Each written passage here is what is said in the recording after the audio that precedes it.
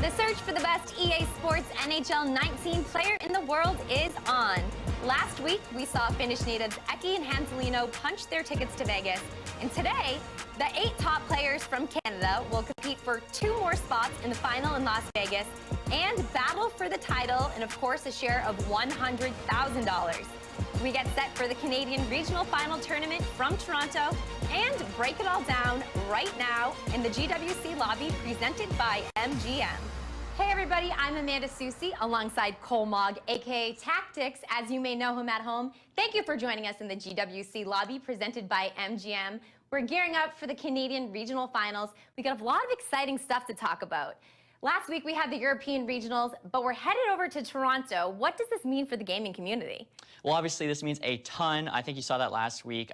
Just the Twitch viewership was insane. Tons of people turned out to watch Eki actually win the Euro Championship for the 2nd year in a row.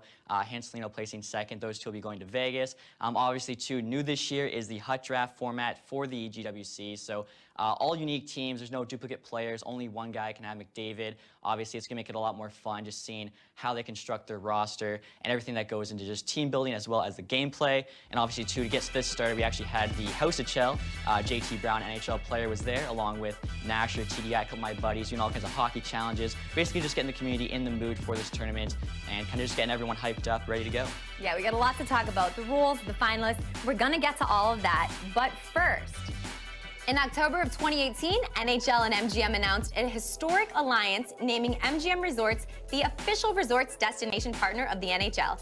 As part of this multifaceted partnership, MGM will serve as the host of the 2019 NHL Gaming World Championship, hosted at the HyperX Esports Arena, Las Vegas on Tuesday, June 18th. Coming off the heels of our reigning champ, Eki, taking the title once again at last week's European Regional, let's take a quick look back at last year's World Final. This is the biggest moment of their gaming careers, maybe the biggest moment of their entire lives. Eki wins here in Stockholm. Breakaway, and how about that? Oh, is he blowing a kiss? Blowing the kisses back. As a 16-year-old kid, we all dream of having opportunities like that. From Anchorage, Alaska, all the way to Las Vegas, Nevada. Who will be crowned the grand champion and walking away with $50,000? Stand up, Finland. Your boy is a champion. Congratulations, Eki. You have dominated. Last year was a lot of fun, and Eki, he seems to be unstoppable. He's back this year. We have a lot of people up for this $100,000 prize pool. Winner is going home with $50,000, but don't forget the regional winner will leave with $5,000. So there's a lot on the line. Yeah, it's a ton of money. I know these guys love playing for the big prizes, so it should be a lot of fun to watch. Well, today with the Canadian Regional, we have a lot of talent in the pool. Can you tell us a little bit about who we should look out for? Well, yeah, like you said, lots of talent. A lot of people consider the Canadians to actually be kind of the best group of competitors, so it should be some great games today. Obviously, young Grant, a lot of people consider to be on par with Eki, so can't wait to see what he does. Should be great games to watch. Also, a couple guys returning from Canadian Regionals last year, Dubs and Sitful. I'm sure they want to get to Vegas this time around. Also, Josh Felix didn't make it last year, but he's been playing some great NHL 19 this year. Some new faces as well. Should be some very, very competitive games, and overall, just a fun time to watch. Now the players are getting warmed up for today's Canadian Regional Final, but first, let's take a look back at what happened last week in the European Regional Final. Welcome to the 2019 NHL Gaming World Championship. The reigning world champion, oh, he's back. You just have to be on your A game all the time. You can't make any mistakes. This one was very tight, and you knew that this series would go down to the wire. A dream final match between Eki and Hanselino. The winner will take home $5,000, and they're both on their way to Vegas. McDavid, the pass, he scores! Tie game! Eki scores! Ooh, he's saying that was a spicy one. Eki, once again, won every single game, not a single loss, and he is your winner. Well, Eki, it seems to be the name that always comes up. He is the champion last year, and he's headed back to Las Vegas this year, along with fellow Finn Hanselino. No upsets, it doesn't appear to be this year. What do you think? Well, yeah, no upsets in the first round. I think only actually one series went to 3 games, so you kind of knew what was going to happen. I don't see that being the case with the Canadians, but you know, congrats to Eki, obviously back to Vegas, trying to defend his title. Hanselino as well, made it to regionals last year, fell short of Vegas, so excited to see what both those guys bring to the table in the finals in June. Well, let's take a look at the bracket. There's one big change this year. The format's a little different. Tell us about it. Well, obviously, last year we had the double elimination. This year, it's single elimination. You can lose one game, but you can't lose a series. It's the best of 3. You lose a series and you're going home. Obviously, a ton of these guys had to go through some tough roads to get here. Obviously, you had the in-game hut game mode to get here. You had the online qualifiers, which was single elimination. Tons of very, very good players dropped out. So now they're here. Obviously, best of 3. You got to put your best foot forward. Try and win these games. You can lose that one game. It's going to be tough to fight back. Win 2 in a row. Keep moving on. Obviously, you want to finish one of those final 2 spots. Move on to Vegas. So looking at the bracket, tons of good competitors here. Honestly, I think anything could happen, but should be a very exciting day. Well, let's throw it over to Toronto, where young Gren, one of the young players who's itching to get to Vegas, spoke with our very own Carly Johnston. Hey guys, yep, I'm here with young Gren. Welcome back. How does it feel to be back at the Canadian Regional Finals? I'm super excited to be back. Last year didn't end too well for me, but hopefully this year will be better.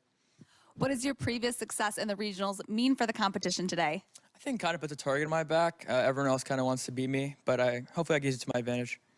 Your Caps won the Cup last year. Is it your turn to take home the trophy this year? I mean, that's the goal. I'm going to try to take it one game at a time, but hopefully at the end I win.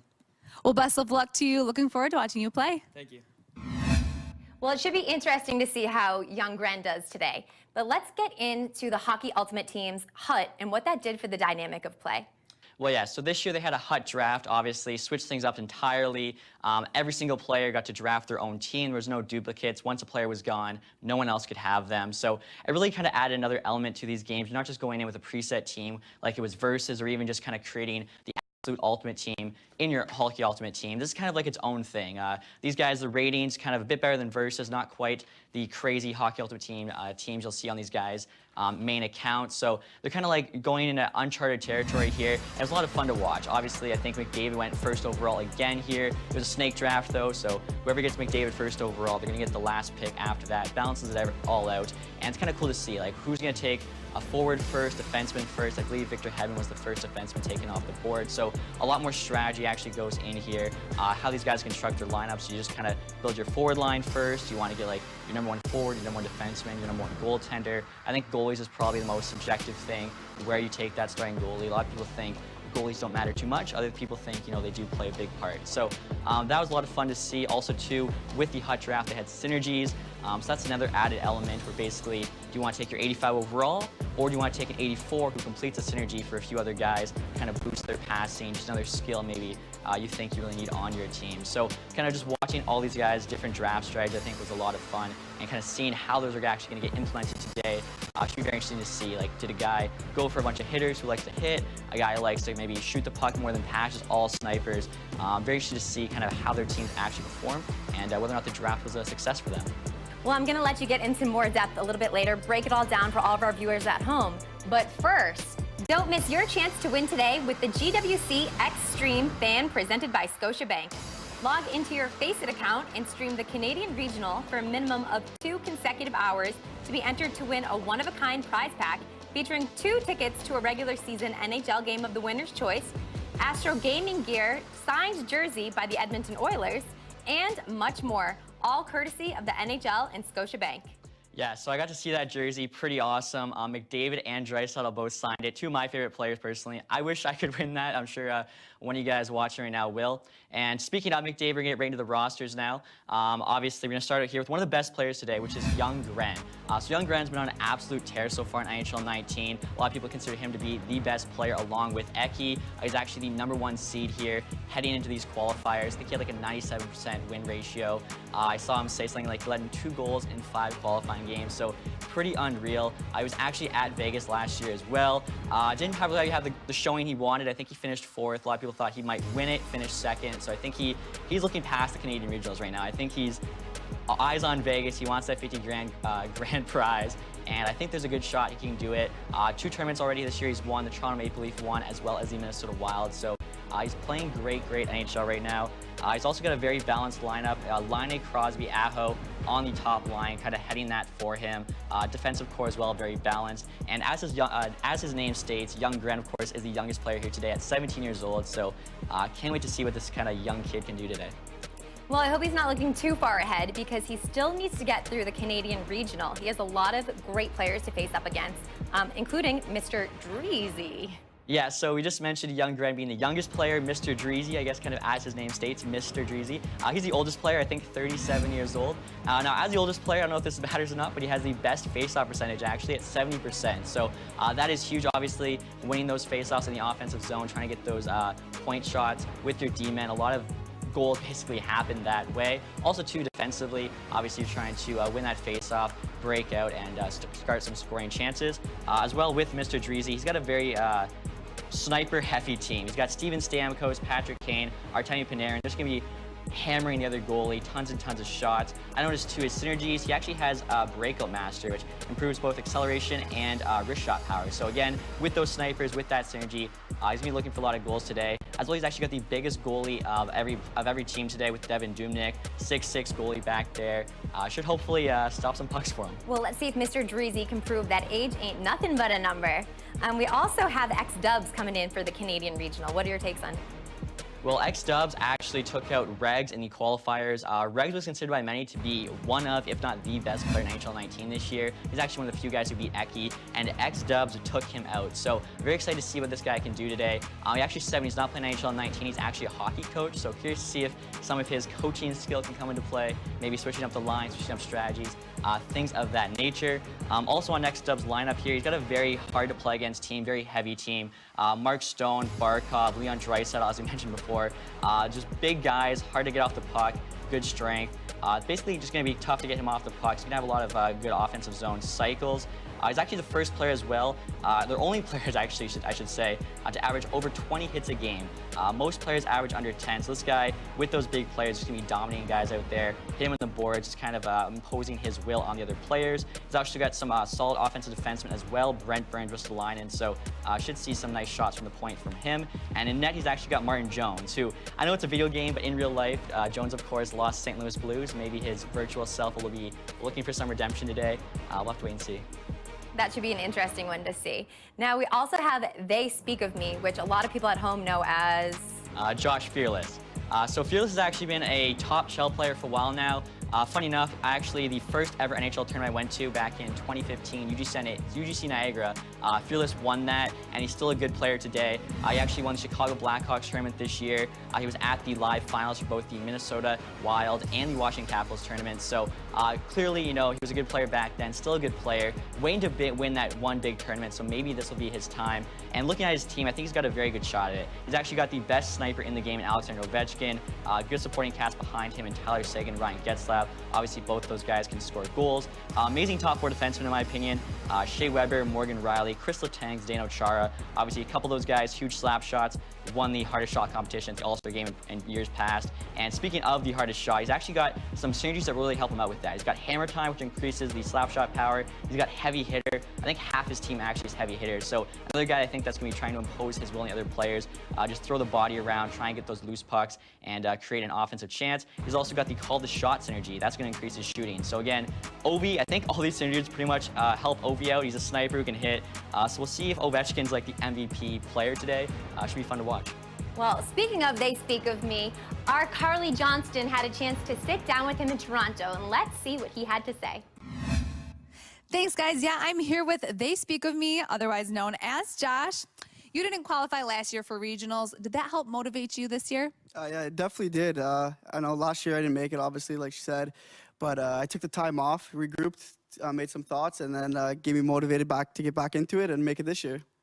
So you qualified for 3 NHL team tournaments, and did that help prepare you for these regionals? Yeah, I mean, a lot of top players obviously make those tournaments, so playing them constantly and playing them in big tournaments helped me get ready for this, and hopefully I can make the best of it and win it. What's it going to take to win it this year, and who's your biggest competitor? It's going to take a lot of defense because my biggest competitor is probably Young Grant, and his offense is great. So I think, yeah, defense first, and then work from there. Awesome, thanks. Looking forward to watching you play in the tournament. They Speak of Me, Josh Fearless, whatever name he's going by nowadays, he is ready for Vegas. But if he happens to be your favorite player and he doesn't make it, don't worry. He still has a chance because your favorite Canadian gamer doesn't win, you can send them to the NHL GWC World Final and you could join them. Fans who vote have a chance to win a trip to the World Final in Las Vegas, courtesy of Scotiabank. Everyone can vote, but only Canadians are eligible to win the trip to the NHL GWC World Final in Las Vegas and to attend NHL Awards. Tune in to learn more. So we already talked about the first 4. We still have 4 contestants up here to take this trip to Vegas. Let's pivot over to MGX Nuclear. Yeah, so MGX Nuclear is actually the only player from the west coast of Canada in this qualifying group. So that should be very interesting. Usually when west coast players play east coast players online, there's a bit of lag, there's a bit of, you know, basically a bit of excuses. Either the west coast guy says my connection was bad, east coast guy says his connection was bad. So on land today, no excuses. Should be interesting to see how he plays. He also says this is actually his first NHL esports tournament he's ever qualified for. So that's pretty interesting as well. I think, you know, if you're going to qualify for one, this is the one to qualify for. And hopefully, you know, he puts out a good performance today. And looking at his roster, a very good team he's built here. He's actually got McKinnon and Rantanen reunited on that first line with Anze Kopitar in the middle. So it should be a very deadly first line, tough to match up against. Also looking at his defensive core, probably the best offensive D-core of the teams today. He's got John Klingberg, Oliver Ekman-Larsson, Tyson Barrie, Oscar Klefbom, Jared Spurgeon. All these defensemen can put the puck in the back of the net. From the blue line, they can make plays. So I think, you know, he's got a lot of different ways to score. And like I said, very curious to see how the lone West Coast player performs against all these East Coast guys. Okay, so in the Battle of the Coast, we have the first timer. We also have him going against Sitful at some point. Yeah, so Sitful, another very, very good player. He actually made the Canadian Regionals last year. He was a competitor in the Minnesota Wild live tournament this year. I think, you know, he's somebody that a lot of people think maybe this is his year to break out and make it to Vegas. Looking at his team, too, he actually had some amazing stats through the qualifiers. He had the second best win ratio with a 90%. He had the lowest goals against average as well at 1.3, so very, very tough to score on this guy. And during the online qualifiers, he actually beat Mivians in OT in the final to qualify. Mivians is another guy a lot of people thought might be here, a very, very good player. And the fact he took out Mivian just kind of shows what kind of player Sitful is. And then looking at his roster, I think he's just solid throughout, honestly. He's got a very solid top 6 forwards, 4 defensemen, Bobrovsky in net. Really, I'm looking through it. There's just no holes on this team. Just very solid throughout. As well, he's actually added the Collier shot and net front presence synergies. Collier shot is obviously going to help you out with scoring goals. And then net front presence, a bit of a kind of jack of all trades synergy. It gives you balance, hand-eye, and strength. So basically, balance is huge in this game. Same with strength. Make sure you don't get bumped off the puck. Bumps are pretty big. And then hand-eye even for tips in. So I think he's just built a very good roster and hopefully plays well for him today. I'm looking at Ryan Vince's roster right now. Looks pretty strong. I see first, he has Connor McDavid. What's your opinion of it? Well, yeah, obviously, if you get Connor McDavid, you cannot complain. Obviously, he was able to get Connor McDavid because he actually finished as the #1 ranked player on PS4. And Ryan Vince, I think, a guy that's a little bit unknown, but he's played very well so far in these qualifiers. As you said, his schedule leading up to the regionals was actually just eat, sleep, and game. I got a lot of time for that. I think that's pretty awesome. So hopefully, pays off for him today. He said his play style is a very hard trap style, lets his opponent make the first mistake. So that's gonna be interesting as well to see kind of how much time he waits for that guy to make the mistake until he finally plays a bit more aggressively. And like we mentioned, McDavid obviously headlining that team. Honestly, too, I think he's probably got the best player at every position on his team, which is kind of insane. He's got McDavid at forward, Erik Karlsson on defense, Carey Price in net. Like, that's just an insane lineup. And behind that, too, tons of firepower. Without a doubt, Ryan Vince, I think, has the best team today. Tarasenko, Mitch Marner, Jack Eichel. He's got the call the shot and speedster synergies, I think, are 2 of the best. Call the shot, like we mentioned, improves your shooting, which you need to score goals to win.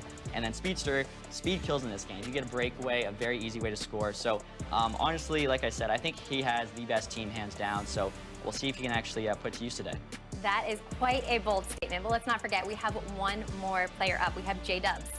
Yeah, so J-Dubs, another guy that actually made the Canadian GWC last year, so did not make it to Vegas. I'm sure he's looking to change his fate this year. He had the least amount of penalties, actually, and a perfect penalty kill. So he hardly ever goes on the PK, and when he does, you can't score on him. So that's kind of amazing, I think, just thinking about all the good players he's playing against. Never gives up a PK goal. Pretty amazing feat, I think, well-deserved.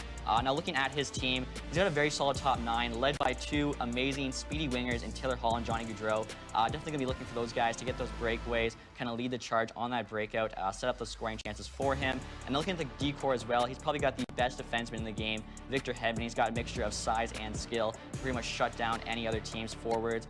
Behind him, too, he's got an insane decor as well. Like, a lot of these guys just built some great teams. He's got Dustin Byfuglien, who obviously can score. He's got the big, power forward, basically, in a defenseman can hit. PK Subban as well, Norris Trophy winners. So, speedy wingers, good defense. He's another guy. I really like the look of his lineup, and can't wait to see what he can do today. Well, we have a chance to look at him right now because Carly Johnston did an interview with him over in Toronto. So let's see what his take on the regional finals is. Hey guys, yep, I'm here with J-Dubs. Welcome back. How will last year's experience in the regionals help you today? It helped me be for my stress. It's the main thing. Last year we didn't know what to expect when we came. This year there's a little stress, but it's not as much as last year. Yeah. Walk me through your draft strategy. How did you shape your team? I tried to shape my team with the best players first. I didn't went a lot for synergies. I only have 2. But I went for speedster. I think it was like the main synergy if there was one to have. I also have dangle zone, but yeah, I mainly go for a best player that was available. Yeah. Who will be your toughest opponent today? Shirley Gran. He's the best player here. We also have a real rivalry, me and him. And yeah, he's the best player here. And I'm looking to play him if we make it to second round, both of us. Yeah. Well, I hope it happens. Best of luck to you.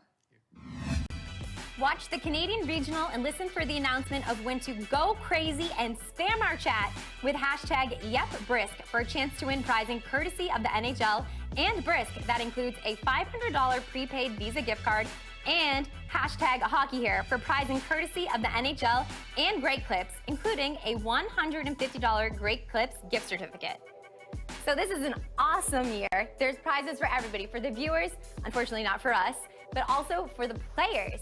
Now let's circle back to the brackets and see what is to be expected this year. Like, what are some of the key matchups you're looking forward to seeing? Well, like we said, I think Canadians are probably the most competitive group this year, and we're really going to see that with this bracket right away in the first round. You have J-Dubs versus Josh Fearless. Like we mentioned, Fearless is probably one of the best NHL19 players this year. J-Dubs was actually at the Canadian Regionals last year, and they're a very good player. So right away, first round, you have honestly what could be like a final matchup right away in the first round. So I think throughout this bracket, you're going to see a ton of really good matchups. Even moving on to the second round, a matchup I would love to see is Josh Fearless versus Young Gren. If both of them win their first round matches, they'll be playing against each other. And these guys have a bit of a history. Actually, last year in 2018, they played against each other in the Philadelphia Flyers Snyder Cup. Young Gren actually won that, and then they had a rematch this year in Minnesota. Again, on land, Young Gren took that as well. So right now he's 2-0 against Josh, but they're always really good games, really fire up competitors. Love watching them play. So I want to see that matchup. I'm not gonna lie, I think it'd be great. And we'll see if Josh can maybe pull it out this time. Also too, there's actually potential final matchup, I should say, between two friends, X-Dub and J-Dubs. Both have their buddies, and they have the chance to actually both be going to Vegas. So that's a cool storyline too. If that were to happen, I think that'd be awesome for those two. A lot of exciting matchups already in the first round. Hopefully they can all make it to the finals. The group of friends would be great to see advancing to Las Vegas, one of the most fun cities in the United States, and of course at the MGM Resort. The MGM Resort's portfolio is impressive and offers fans endless options for entertainment. With hotels, sports bars, lounges, pools, entertainment, and nightlife, they built a deep connection with NHL fans and customers that others cannot emulate. All right, so we've already gone over the brackets, we've gone over the draft. What are some of your final thoughts? Who do you think will be taking away the championship? Well, I think, first thought would be probably last week we saw in the EU regionals just no upsets in the first round. And I know everyone says like Canadians are so polite and everything, but we're competitive. And I think one of these underdogs is going to make something happen. They're going to, just show up and just surprise people. So I think there will be an upset today. Like we said, Canadians, this group I think is one of the most competitive. I'm hoping we get a little bit more like 3-game series, not just so many 2-0s. That should just make, a bit more tension, a bit more excitement for the viewers at home. And in terms of like who I think is going to win, as you kind of already mentioned, Young Gren's the guy to beat, 100%. I think personally he's on par with Eki. Eki might have that small edge, but 100% in this group, I think Young Gren is going to book his ticket back to Vegas. The second place, though, I think is really up for grabs. That one's going to be tough to say. Personally, though, I think it's probably going to go to Sitful. He was at the Canadian Regionals last year. I saw him play in Minnesota. He looked good, and I think he might be able to pull it out today and get that second spot to Vegas. Well, Cole, I trust you. You are very educated on this. You did go 1 for 2 last week with the European Regional, but I feel more confidence in you now that it's your home country. 2 for 2 this week? I hope so, yeah. Like both guys I've picked, I met them before, so hopefully they come through for me. Obviously, representing the Great White North. I don't want to look stupid here in front of the whole Twitch audience, so hopefully both these guys can finish first and second. But like we said, it's such a competitive group that I think any of these guys honestly could make it to Vegas, and I think that's what's going to be so much fun about this group here. Just should be some honestly exciting hockey to watch. Well, you're a great representative for the Great White North. Thank you guys for tuning in to the GWC Lobby presented by MGM. Now we're going to toss it up to Toronto with our team of Faisal, Arda, and Nasher. Thanks for tuning in, guys.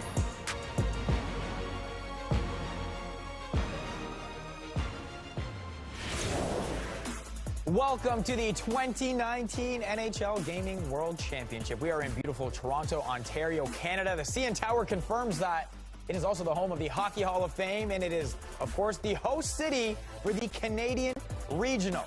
This is the second of 3 stops on the road to the final in Las Vegas, and Young Gren is here, hoping to secure a return ticket and another chance to claim the title.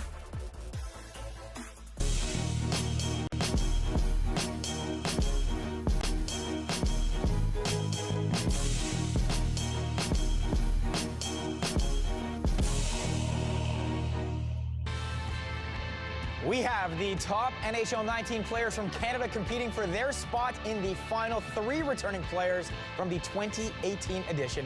5 newcomers. The goal is the exact same. They want the title. They want to go to Las Vegas. So welcome inside the Sportsnet studio. My name is Faisal Kamisa. Happy to navigate you throughout this day. Happy to be joined as well by Arda, Okal, and Nasher. We were together, guys, in Sweden a week ago. The gameplay, the tournament was exciting there. It's going to be exciting again. It is. We have a fantastic crop of talent right here at the Canadian Regional Finals. Young Gren looking to make it once again. We got J-Dubs and Sitful returning from 2018. But a notable omission has made it in 2019 after missing the tournament in the first year, and that is Josh Fearless. Keep that name. If you've never heard of him before, he will make a statement in this tournament. Yeah, he's been on the scene since NHL 12. Finally here for the GWC. He's won quite a few individual team tournaments in the near side, and we got a big game for him today. He's going to be putting on a show. All right, we've got to wait a little bit to see what he will do. Let's look back, though, to see what went down at our first stop of this year's NHL Gaming World Championship. Like Toronto, a mix of old and new faces gathered in Sweden for the European Regional. It was a very, very familiar outcome. Finland's Eki going undefeated in regional play again to secure his place in Las Vegas. He's trying to repeat as the NHL Gaming World Champion, but Arda, it's going to be tough because of the talent. Can anyone really stop Eki? No. Okay.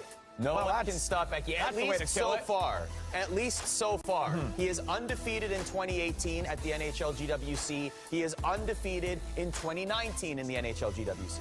Well, look, and we saw Hanselino hand over face, but it was mostly the favorites coming through for that semifinal matchup. So Hanselino's no slouch as well, Nasher. No, absolutely not. Hanselino, one of the most aggressive players in this tournament. He had McDavid in his lineup going into this series, and that really just allowed him to excel and use the speed to his advantage. And you'd have to say, given the talent that we saw there in the games, those were probably the 2 right choices from Sweden to get there. We had a very tough semifinal matchup between Hanselino and Playmaker. You see that at the bottom of the screen there. That could have been a final in any tournament. It was the only series to go the maximum 3 games, and it was Hanselino coming through. 3 very different games, meaning on any day, any player could really win. Oh, absolutely. And the guy that just stands out here, Eki, he's a dominating force in this tournament. Obviously, came in huge there in the EU, and we'll see if he can keep it going into Vegas. All right, we do have a new format this time around from 2018. Let's take a look at the road to the 2019 NHL Gaming World Championship final. The journey beginning with online qualifiers across each of the 3 regions, Europe, Canada,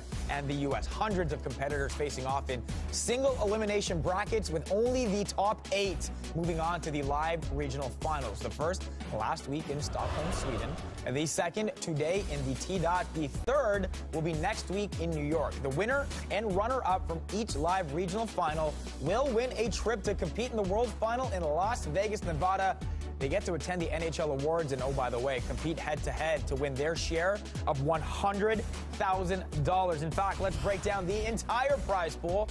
Winning in Toronto today gets you $5,000, and you advance straight to the semifinals in Vegas. Second place, don't worry, you're heading to Vegas in the round-robin stage. Say you win the Gaming World Championship, 50 grand in your pocket, 15 for finishing second, 10 for finishing third, 5 grand for finishing fourth, 2,500 just for showing up. But still, everybody wants the title. Everybody wants the prestige of being crowned the champion in this game. Let's take a look at the 8 players who are trying to do just that in today's Canadian Regional Final. And Arda, you already mentioned Josh Fearless. There are some other big names here as well. Maybe some guys that we don't know just yet that we might get familiar with. And if you ask Josh Fearless who he thinks one of the competitors would be to make it out of the top bracket that he's not in, he pointed at MGX Nuclear, somebody who maybe a lot of the East Coast players in this regional crop don't play as much because he's over on the West Coast in Vancouver. A little bit of mystique around him, so he might surprise some people here. Nasher, the top part of the bracket is good. That young Gren bracket, that bottom half, it is stacked. Oh, yeah, look at those matchups. Josh Fearless and Young Gren go way back, a big rivalry there. If we were to see them meet in the next round, that is going to be just an insane matchup. Obviously, none of these matchups are given. These could both go either way. All right, well, let's head on over to Carly Johnston right now, who is with Young Gren in the Honda Road to the final area. Thanks, guys. Yep, I'm here with Young Gren. How does it feel to be back at the Canadian Regional Finals? I'm excited to be back. There's a lot of people who weren't able to make it again from last year, so thankfully I was one of the few that could. You're a favorite going into this tournament. How does that pressure feel while you're playing? It kind of puts a target on your back. Like, I know everyone else here wants to beat me, but I'm going to try not to think about it that much.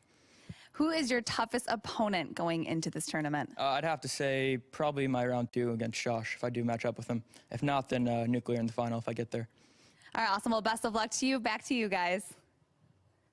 All right, thanks, Carly. Also new for this season, all games will be played using Hockey Ultimate Team. Yes, HUT is an NHL19 game mode that allows you to create your fantasy lineup and compete online against other players from around the world. Now, before today's event, the regional finalists all took part in a fantasy draft to select their 25-player roster and NHL team. Each player has their own custom roster. No 2 competitors have the same NHL players. It means there are some stacked lines, some stacked teams, lots of talent, Nasher, which means we're going to see some great gameplay. Oh, absolutely. We talked to Young Gren, and just looking at his lineup, he's got Crosby, Doughty, Laine, Aho, Josh Fearless, who he may match up against, Ovechkin, Sagan, Getzlaf. I mean, they have very different teams, but very unique teams, and I think it's going to be interesting to see how they match up against each other. And the best part is only one Crosby, so it makes it a little easier for you, Arda, as well. All right, don't you dare go anywhere. We're going to take a quick break, but coming up, the players, oh, they are ready to go. It is close to game time. We have the quarterfinal round matches here at the NHL Gaming World Championship.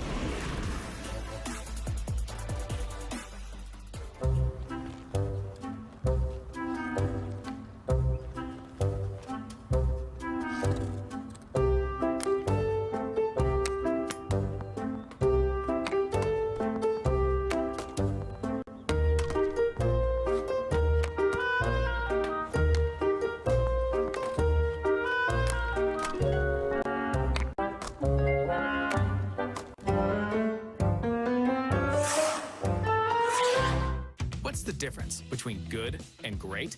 Good treats you like a customer. Great treats you like a friend. From saving your haircut details and clip notes to saving you time with online check-in, Great Clips makes your life easier, just like a great friend should. Great Clips, it's gonna be great. What's the difference between good and great? Good tries to get it right every time. Great actually does. With Clip Notes, we save your haircut details so you always get exactly the look you want. Great Clips, it's gonna be great.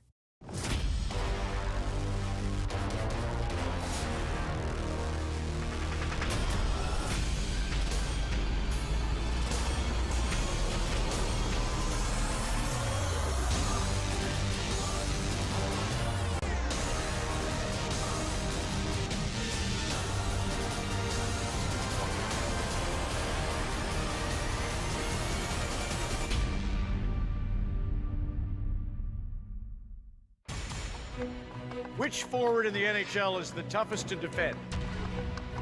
It's almost like he's got a puck attached to a string when he stick handles.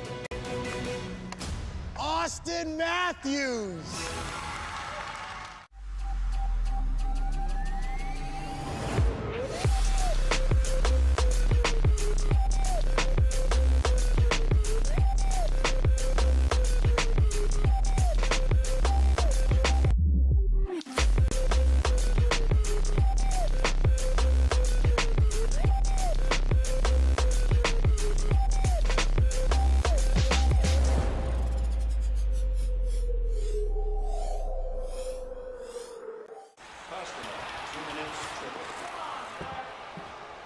What's up?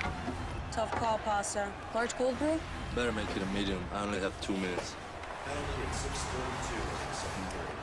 Hey, ref, check your voicemail. You missed some calls. Wow, she knows your order? Yeah, I'm pretty much a regular here. Where there's hockey, there's Dunkin'. So grab a cold brew for game time. America runs on Dunkin'. Official partner of the 2019 NHL Gaming World Championship. Bold, refreshing, brisk.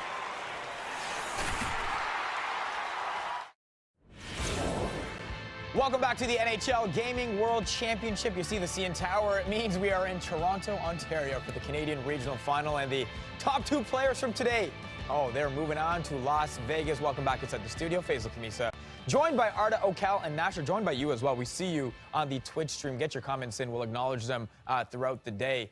Also want to let you know, 2019 NHL GWC fans, we have a ton of great giveaways for you today. Keep watching for a chance to win an NHL GWC prize pack from Scotiabank. Immediately prior to the final series, we will conduct a drawing from all entrants who've been with us for at least 2 straight hours. In the prize pack, you can win an autographed 2019 NHL All-Star jersey, NHL Shop gift card, an Astro Gaming C40 controller, an A40TR headset, and mix and bundle, plus more. Make sure to register in order to be eligible. See the panel below with links to more information. Also, be sure to vote for your favorite participant in today's Canadian Regional. Eligible voters are entered to win a trip from Scotiabank to attend the NHL GWC World Final in Las Vegas. That is right. You could be coming to Vegas along with one of these guys. See the fan vote panel below for rules and other information. Now, we wanted to talk about 2 players tonight who both qualified on Xbox. They have the same name. They're the same age. Both are from Quebec. They actually live down the street from each other. They're friends. They go by slightly different gamer tags, J-Dubs and X-Dubs. Seeing double, get it, guys? Double is double en français. F in the chat, folks. It's not that bad, really? Okay, well, it's pretty funny, though. Same name, same thing, and this is what they do. They play against each other all the time. Hey, we have the Dubé Bowl here at the Canadian Regional Finals. They're the same age. They're like you said, 20 minutes apart. They're very good friends. They play against each other all the time. So what a story that would be if they were to meet here in the Canadian Regionals. One name with an IE, one name with the Y. That's really the only thing that separates them, both of them here at the top of their game. Incredible stuff. It's not like we're confused enough with everything that's going on. We need 2 guys with the same name. X-Dub says he takes his Xbox over there to play sometimes as well, and X-Dubs is getting set to play. He is in our first quarterfinal match. Ryan Vince taking on X-Dubs, and it was X-Dubs moving on in that match, and so that bracket is already getting some clarity, guys, in that the top half starting to see some people in X-Dubs now a series win away from making it to Vegas. All eyes, though, still on the bottom half of that bracket, Arda. Headlines are there, right? That is such a heavy-duty bracket there. Can you imagine just the possibility of Younggren and Josh Fearless with all the history that they have, possibly meeting in the semifinals, but they don't have an easy path there, Nasher? Oh, absolutely not. Look at these guys here, especially even the top of the bracket. We got Nuclear there, obviously kind of an underdog, underrated in this series. A lot of big names here in this tournament. It's going to be a good mix. Let's not forget the Sitful Nuclear match as well, a match that pegs 2 really good players against each other pretty early as well, and the reality is one of them is going to be out as well. Sitful was here in 2018. Wants to make a statement, a bigger statement here in 2019, playing a West Coast player in MGX Nuclear, who not many people know too much about him, and that might be to his advantage. Yeah, there's a little bit of a rivalry between the West Coast and the East Coast guys. They don't get to match up against each other a lot online. West Coast guys, they think, East Coast guys think they're better. West Coast guys, it's like, hey, we don't get to play very much. Give us a chance in this tournament. And he really wants to go show and represent the West side here today. Isn't Toronto the center of the universe? Well, I live here, so yes, it is. Sitful, by the way, is one of our 3 returning regional finalists. When he's not playing NHL 19, he kicks up his size 14 shoes. He likes to watch The Office. Here's more on Sitful. I'm Harley. I'm from Barrie, Ontario. I'm not as nervous anymore as last year. It was my first time. I didn't know what to expect.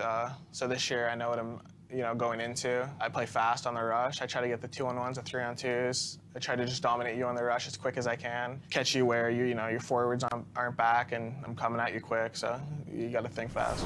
Hey, that's what he said. It's time to see that's how he plays. It is time for our second quarterfinal match. Nuclear facing off against Sitful. Guys, again, we pegged it just a couple minutes ago. It is one of the strongest, I think, first-round matches we have here in Asher. Yeah, look at both of these guys. Pretty even stats all around the board. Nuclear getting a few more shots on net. He likes to throw those.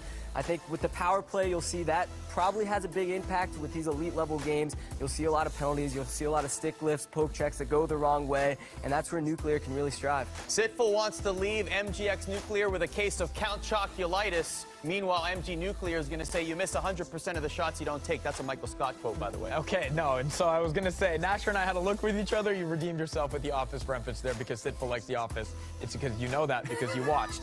Just a short time ago, Nuclear and Sitful played through their series. Here's a look at some of the highlights from their match. We had a low-scoring defensive series, but the key word, guys, is that it was a series. Nuclear taking control with a late goal in the second in Game 1, and one more in the third to take Game 1 2-zip tight, guys, tight. Yeah, we know Sitful's not going to be one to give up, though. Nuclear taking Game 1 with a big 2-0 win. Obviously, Sitful, a good player, a good mental player. He was here last year. He knows what to do. He knows how to fight back. We'll see if he can do that here. Well, Game 2, as you mentioned, was all about Sitful redeeming himself. We know his abilities, guys. He was here last year. He says he learned a lot from the experience a year ago and was ready to apply it. And he said going down won't faze him. Well, Arda didn't in Game 2 when he got himself back into this series. Exactly. I mean, this is the kind of poise that you would expect from a returning GWC competitor. You can see it means a lot to him. You got the signs in the audience as well for Sitful. But listen, at the end of the day, MGX Nuclear is not the kind of person, when we spoke with him anyway, to be rattled and phased. The mental game is definitely on point there, and you will see that in action in Game number 3. Well, Nuclear tells us his actual profession is as a casino card dealer. He says he sees people deal with anger and emotion and range of emotion all the time. He says he wants to do the opposite of just that. Well, Game 3, it was another tight one, guys, as indicative of the entire series. It was Nuke getting on the board first early, but this game would actually end up in overtime. Sitful did tie this one up in the first, and then no goals until the extra frame. And if you want an indication of just how close a lot of these players are, this game was exactly that, because quarterfinals, OT needed Nasher. In the end, it was Nuclear, a guy who many called underrated, coming through with the win. Yeah, Nuclear starting to make a name for himself early in this tournament. Look at the little wrap to finish it. And unfortunate for Sitful, his second time here, he's going to be knocked out of this tournament, while Nuclear will move on to the next round. And you saw the emotion in the face of Sitful and in the face of Nuclear, the highs and the lows of this tournament going to a best-of-3. Arda, we didn't have a quarterfinal go the distance a week ago in Sweden. We already have one. It sets up again for what should be a great day of action. Yeah, if the European regional finals were all about blowouts or big statements, the Canadian regional finals, I feel at least, are going to be a lot tighter than that. I think we're going to see some closely contested contests, and we've already seen it. Exactly. We do have some returning players. We do have some players here for the first time, and the motivation is exactly the same for all of them. They want to win the title, and it doesn't matter what it takes to get there. With that said, it is time for our third quarterfinal match featuring Young Gren against Mr. Dreezy, youngest in the tournament in Young Gren against the aged Mr. Dreezy. He is a Mr. And again, not many people know about Mr. Dreezy too much, and Gren says, hey, it doesn't mean he can't come and surprise someone. Yeah, how about this? Youngest in the tournament versus oldest. Young Gren, 17 years old. Mr. Dreezy, 37. Opposite ends of the spectrum coming together here for an intense matchup. Young Gren, obviously a well-known player in this community, has won a lot of tournaments in the past, was here for the GWC last year. Dreezy kind of unknown. No one knows what to expect from him. Well, just a short time ago, we got an opportunity to learn about Mr. Dreezy. They played their first game of the series. Guys, here's a look at the highlights. It was wild. It may have started as we expected. Young Gren scoring 2 goals in the first period, scoring another one early in the second to take a 3-zip lead. But Drizzy, almost the de facto Toronto Mavs today, slowly climbed his way back into the game with 4 unanswered goals. Gren then down 4-3, taking 3 back-to-back-to-back penalties in the third. He looked like he kind of lost his composure. Arda, this game kind of had everything. It had absolutely everything, but one thing you take away from this is the fact that Mr. Dreezy can hang with one of the best in the world. And that, to me, will make for a compelling Game 2 and possibly Game 3. Well, young Gren ties it up with 6 minutes left in overtime off the bar, and look at his reaction. Are you kidding me? He said, I should have beat you a bunch of times already. Then with just 16 seconds left in the extra frame, he gets his win. And Nasher, it was not an easy one. My guy had to sweat a little bit, young Gren. He may be the favorite in a lot of people's eyes. Again, as we've been saying, the competition here is closer than we saw a week ago. Yeah, this just shows any game can go any way. We saw a lot of big saves there on young Gren. Towards the end of that game in overtime, one hit off the stick, one bounced wide. Couple good opportunities. He wasn't able to get it to go. Mr. Dreezy going to have a chance to bounce back in this one. Well, I see some of you in the chat asking, well, who exactly is Mr. Dreezy? It's the perfect time to find out just a little bit more. He's new to the competitive NHL scene. This is his first year playing HUD, and I'd say it's been so far so good. Here's more on Mr. Dreezy. I'm Sean from Sudbury, Ontario. I'm definitely more of a defensive player. These guys that are here are just crazy with the way they protect the puck. And if I get some opportunities, I like to pass a lot, D-to-D one-timers. But I'm definitely not just sitting in the slot looking for that one cross-crease pass. I try to mix it up a little bit. All right, you've been asking for it in the Twitch chat. Let's start Game 2 of the series between young Gren and Mr. Dreezy. Ah, yes, ladies and gentlemen, here at Season 2 of the NHL GWC Canadian Regional Finals, it is time for action. Young Gren, the most accomplished and decorated Chell competitor there is on the scene today, taking on Mr. Dreezy. A fresh face on the scene. Definitely an age gap here. In fact, Mr. Dreezy said, I feel like a babysitter here this weekend. But he might be sending his competitors home after some performances here against young Gren. Gren had this to say about Mr. Dreezy. I don't know what to think. I've never played him before. It's very rare that someone like him would qualify for a tournament like this, but it is impressive that he is here. The second game underway. Young Gren winning the first one in overtime. They were 4-4 going into that extra frame. That is offside. Young Gren controlling the Tampa Bay Lightning. Mr. Dreezy, the Detroit Red Wings, more so picked because of the colors and less because of his faithful Toronto Maple Leafs, already chosen by Josh Fearless earlier in the draft. Mr. Dreezy, hold that thought just a second here as Gren is in the offensive zone with Sidney Crosby. Of course, we did mention this last week, a huge one-timer attempt at the hash marks. You will see a lot of names because this is hot mode in the regional draft. You will see a lot of your favorite players on different sweaters in this tournament. Yeah, just looking at young Gren's lineup, his first line there, absolutely deadly. You can see him working right now. He's got Crosby, Line, and Aho together on one line with Doughty at the point. He's going to have booming shots from the point, wristers coming from front. Literally everything possible, young Gren is going to make it happen here. One thing we noticed in game number 1 is that Mr. Dreezy has maybe saying better than we expected defense, but defense definitely shined for Mr. Dreezy in game 1. Yeah, that was kind of what Gren was not expecting going into this matchup. Gren, obviously a very offensive-minded player, really is going to push and be aggressive and try to hold on to the puck. And the thing is, Mr. Dreezy doesn't mind that. He's going to let him sit behind the net, let him circle around, and just play his game. Mr. Dreezy has been playing the NHL EA Sports video game series since the very first one, NHL Hockey, back in 1991. And we can confirm that that is indeed before Gren was born, before I was born, even. Stop with that. Enough of this, please. He also has an NHL connection, does Mr. Dreezy, as he takes the puck into the offensive zone here with Damon Severson. Giordano from the point, a pad save there, made by young Gren's goaltender, the only Lightning player on his roster, Andrei Vasilevsky.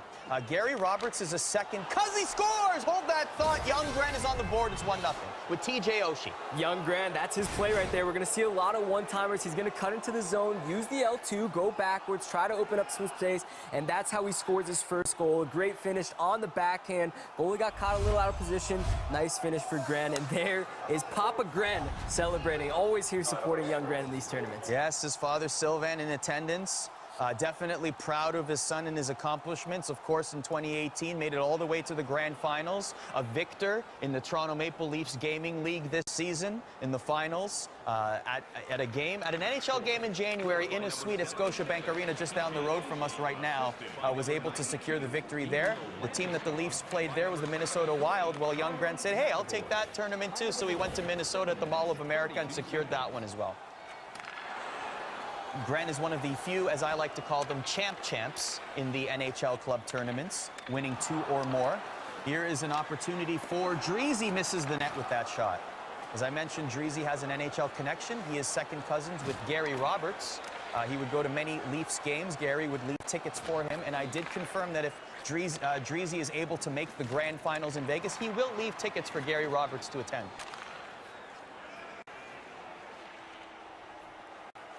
Here's Dreezy with the puck in the offensive zone with the Detroit Red Wings red.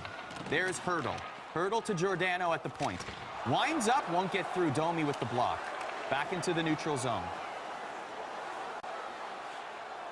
The depleted defense core will have to bring in the third line. Hurdle to Panarin. Artemi Panarin to Pulock.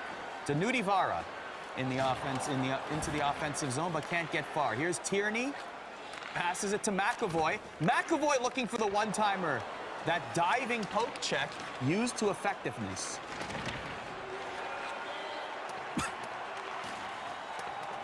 Grant has the puck, still in the offensive zone. Dreezy able to collect it. Dreezy makes a lead pass to Carlson. Carlson leading the charge. Finds Pulock. Pulock at the face-off circle. Spins back around towards the blue line. Nudivara with the shot. That will be a diving block as well. Nudivara poke checked off the puck. Gren will collect it. 3:40 left in the first period. Here's Pulock. Gren takes it back. There's Rasmus Dahlin. Dahlin back skating it into the neutral zone. We will see, for those watching this for the first time, we will see a lot of back skating. Take us why that's an effective strategy in NHL 19.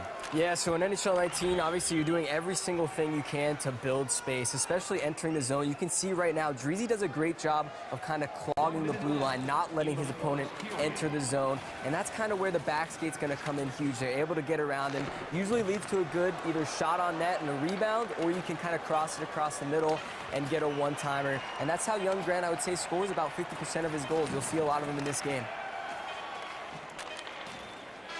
Clock ticks away. It's 1-0 Grant.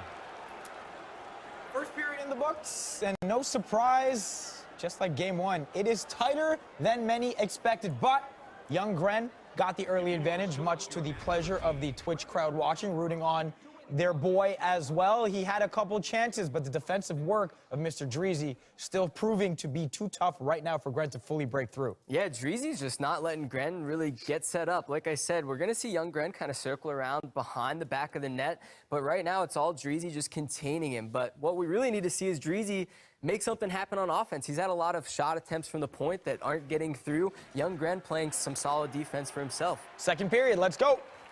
Gren made some changes on his fourth line going into game number 2. A couple of tweaks, adjustments to the lineup, putting in Carl Hagelin on his fourth line, taking out Louis Eriksson, being one example.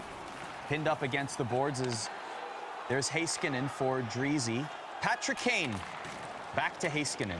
Over to Stamkos, big hit at the blue line. Line A has it for Gren. All the way to Dreezy's goaltender, Devin Dubnyk. Worth noting that young Gren, obviously considered an offensive powerhouse, decided to draft defenders a little bit early in this draft. He actually grabbed Drew Doughty at number 2. He knew he needed to work on his defense. He knew he wanted to go for those booming big hits, and we've seen him do a couple of those already this game. We've seen Charlie McAvoy as a player in Europe and here in Canada with Gren as well. Used very successfully. Gren was able to, a big opportunity there, was able to pick him up in the 9th round. As many competitors in the regional drafts opted to pick defensemen a little bit later in the draft as opposed to filling up their lines. But Gren mentioned that his strategy was really to go line by line to see who would be his best competitors as opposed to going for the highest overalls. Right, yeah, we saw a lot of players decide to go highest overalls, and that left some open spots in their lineup a little bit weak. I know Josh Fearless ended up taking Niederreiter. He has him on his first line in 84 overall, whereas, you know, a lot of these guys, especially young Grant, he decided to balance it out a little bit more. So lines 1 through line 3 are pretty equal amongst themselves. There's an opportunity for Dreezy, has Smith in the offensive zone, passes it to Nudivara and scores, tie game. Wow, the shots from the point. Dreezy loves the shots from the point. We see it there from Nudivara.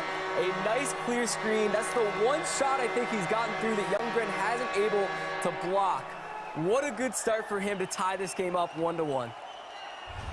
Dreezy told us yesterday in the player interviews, I wasn't even going to try and qualify. I ended up beating 4 players I've never beaten before. Truly a Cinderella run to qualify for the 2019 NHL GWC. I felt relief once it was over. You can only imagine what he's feeling right now. Down 1-0 in the series, down 1-0 in the game, but proving that he can hang with the best in this game as he just tied it up here. Absolutely, and he said even during his qualifier, he had to beat 3 guys in a row that he had not beaten all year. Younggren, I would say he probably hasn't beaten as well, hasn't had the chance to play him. Now he's bouncing back, a couple good opportunities, and he's back into this game. Looking for the one-timer there was Gren. Just missing it.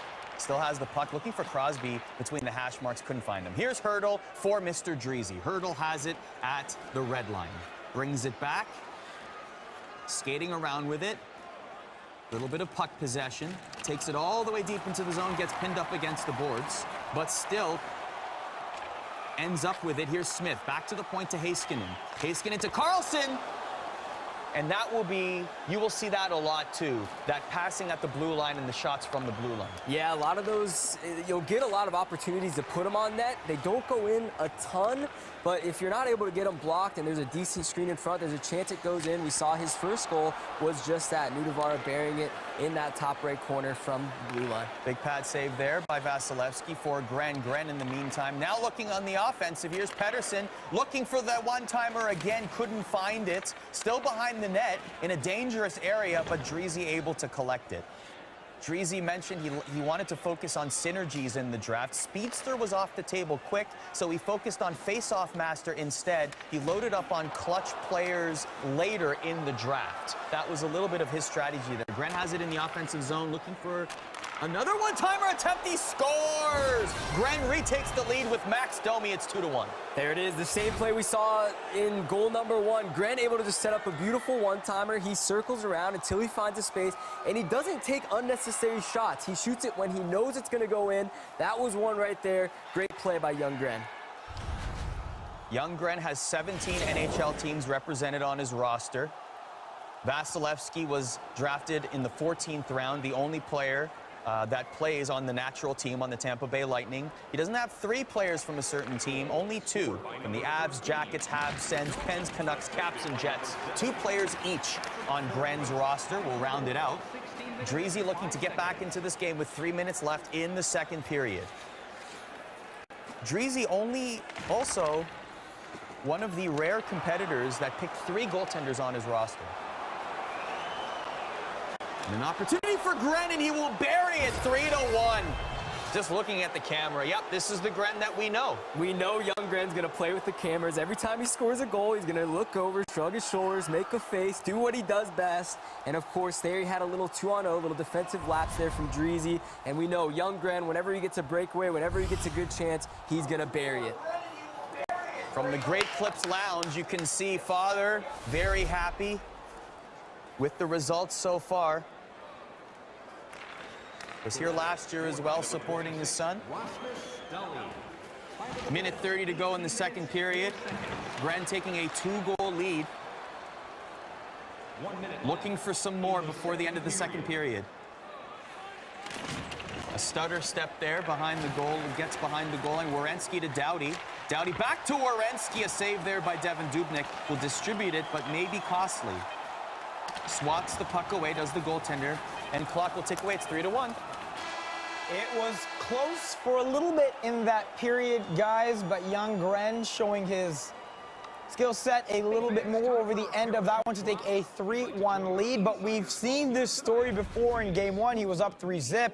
before Mr. Dreezy scored 4 straight. One more period for him to get himself back into this game and back into this series, or we have yet another semifinalist set. Third period action coming up right now. Mr. Dreezy needs 2 goals, Nasher, to get back into it. How's he going to do it? Well, Dreezy says he's a very adaptive player, so he'll get used to Gren's kind of tendencies. He's been, taking mental notes here over the first 2 periods. I think he's just got to get more shots on net. He's had a couple good opportunities with the shot from Nudavara that went in. Other than that, I mean, really it's been all young Gren, all offense. Little less of this, perhaps, to the counterattack. Look, the one-timer is always in play with young Gren. As you can see, that is maybe the 7th or 8th attempt at a one-timer that Gren has had in this game alone. Again, stripping Dreezy of the puck. Great dancing there, and Crosby is stopped at the doorstep. But that will be a delayed penalty here, and possibly an opportunity for Dreezy, as he will take advantage of the 6-on-5, winds up and misses the net. Gren will touch the puck, and now 2 or less. Yeah, young Gren got into some penalty trouble actually last game. That's what kind of resulted in that 3-goal comeback from Mr. Dreezy. So maybe this penalty right here could be the start of something for Dreezy. He's got to win this draw, get something set up, and throw some pucks on net. What can Dreezy do here? He has the puck as the power play is set up. Gren playing a little aggressive. To Carlson at the point. Carlson to the top of the faceoff circle. To Maroon! And a save there by Vasilevsky. Back to Carlson at the point. Back skates it towards the top of the circle. A shot, another save. Ryan collects the rebound. All the way back to the point. To Carlson, to Giordano! And a pad save again. Still 3-1. Gren holding on to this lead. Looking for a counterattack now while shorthanded. 18 seconds left in the power play. To Ryan. Ryan to Carlson. Carlson with the backhand. Here's Tierney for Gren. Gren brings it back. A 1-on-5 as he changes lines. There's Oshie. TJ Oshie. Tierney. A big hit behind the net. Hurdle for Dreezy. Dreezy in the neutral zone. The puck sails all the way back into his zone. 11:45 left in the third. Carlson has it now for Dreezy.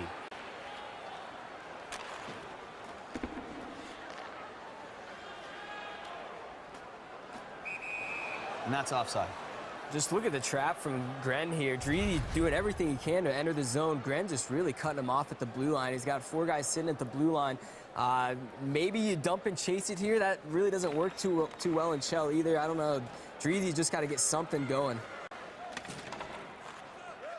He's able to set up in the offensive zone. He's getting some looks at the net, Nasher. It's just that maybe not as quality a chances as Gren is getting. At least at this juncture. But this might change here. Here's Stamkos. Stamkos to Giordano. To Severson, who brings it in, takes the shot. Another save by Vasilevsky. Nylander in hot pursuit, but it'll be Landeskog for young Gren, bringing it all the way into the offensive zone. Oh, he stays in the neutral zone. A little bit of dancing there. Here's Crosby now. Crosby brings it into the offensive zone, dances his way all the way to behind the goal line. Will lose the puck, and Stamkos brings it. 6:40 left in the third. Dangling of his own is Mr. Dreezy. Dreezy still needs 2 goals. A pass there to Carlson. Winds up for the shot. It won't make it through. Gren waiting for his skaters. Was looking for Domi on that pass. Couldn't find him. Here's Couturier. Lindell will intercept. Domi to Trouba. Trouba for young Gren. Bumped off the puck. 4:10 left in the third. Still 3-1. Dreezy going into his depth positions as his top lines are depleted of energy. Yeah, we may need to see a timeout here. Yep, as we talk about it, it comes up. Dreezy's going to get a timeout here and reset the lines here. Obviously going to need full green energy, full green bars, and get his first line out on the ice for this last few minutes.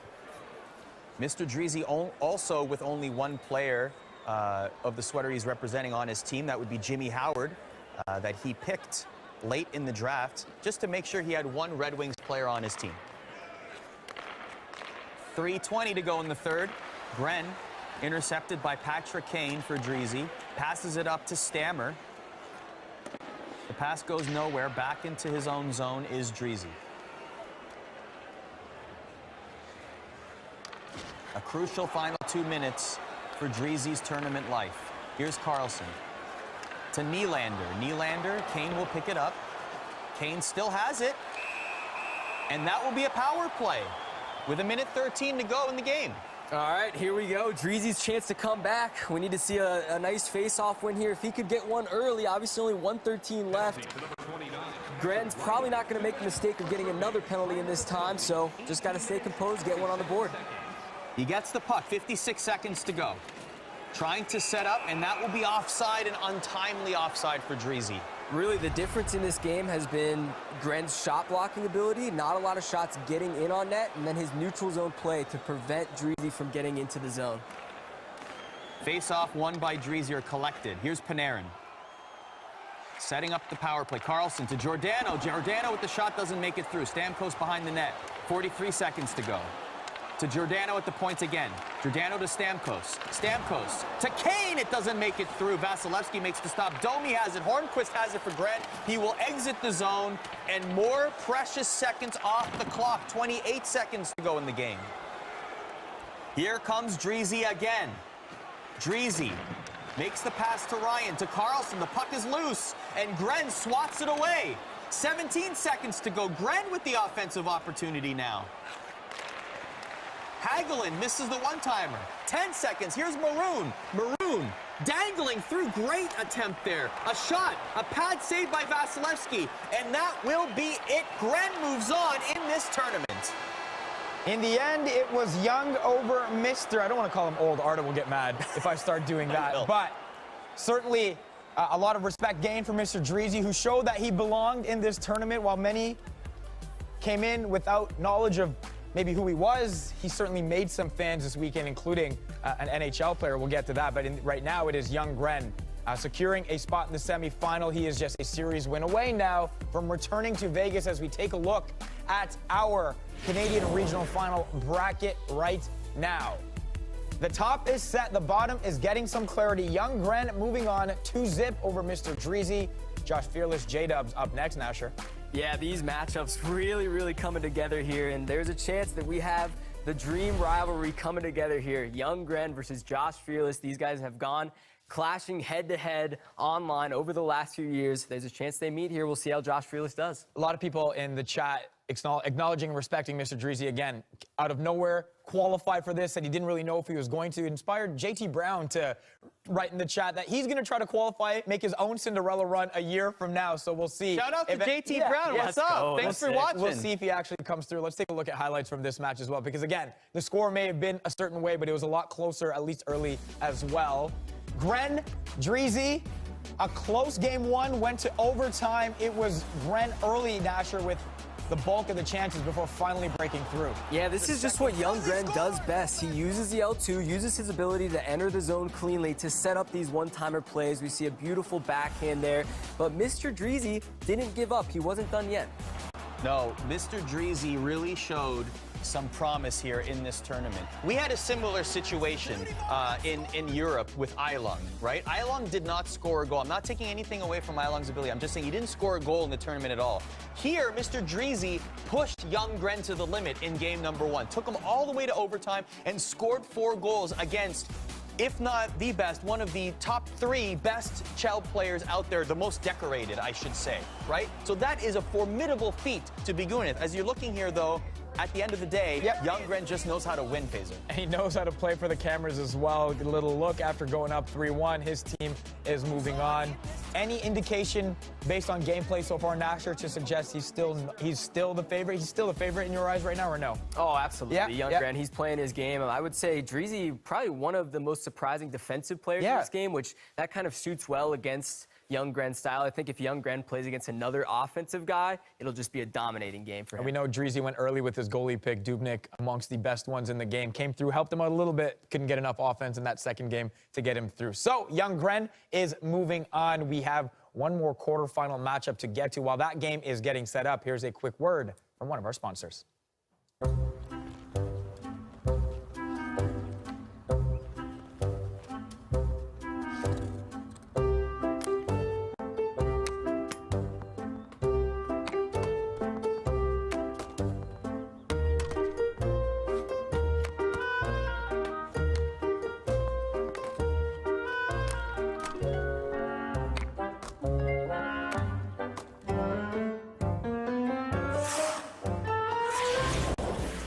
It is time for our last quarterfinal match. Josh Fearless taking on J-Dubs. And Nasher, like most of these players, the stats, they're really not too far apart. No, these guys are head-to-head, even across the board pretty much, except that penalty kill. Like we talked about, the importance of power play and penalty kill, it's the difference maker in this tournament. We see J-Dubs there, 93% on the PK. We'll see if that can help him out here. Maybe he just doesn't take a ton of penalties. Maybe he doesn't have to deal with it often. But against a guy like Fearless, that can really change this game. All right, just a short time ago, they played through their first game of this series. Let's take a look at some of the highlights. It was J-Dubs getting on the board first. Fearless responding pretty quickly. Josh then taking control, Arda, as we know him to do so many times. J-Dubs could really never recover. 7-2 was the final. Josh Fearless leading the series 1-0. All I'm going to say is that first goal was like flipping the switch for Josh Fearless. He wanted to allow me to introduce myself, not even reintroduce. Maybe some members of the community know who he is, but for those that don't, he wanted to make a big splash, and he did exactly that, Nasher, in game number 1. You will know my name, Josh Fearless. I mean, yeah, his gamer tag, they speak of me. He wants to be known in this tournament. You know, he obviously wants the $50,000. He's here for pride, though. He wants to be known as the best chell player of all time. He wants to go down with a legacy. And so, a bit of a change for Game 2. J-Dubs, who had Lundqvist in net for Game 1, going with Matt Murray. The goal he actually drafted earlier than Lundqvist. He's making a change in net. What kind of difference could that present, Arda, in this one? Well, we saw Matt Murray more in the European regional finals than we did Henrik Lundqvist, who served more as a backup in that region.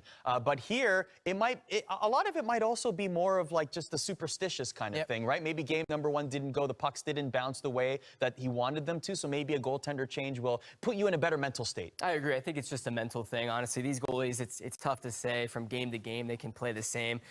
7 goals, though, he let in the first game. That's gotta, let's get that out of his head. Let's start fresh, get a new goal in net, and see what happens. While the goalies may play the same, J-Dubs certainly doesn't want to. His favorite team, the Canadians. His childhood idol, Patrice Bergeron. He loves to celebrate goals by doing the worm. Let's get to know J-Dubs. I'm Jérémy Dubé. I'm from Mirabel, Quebec. I'm working in a video game store.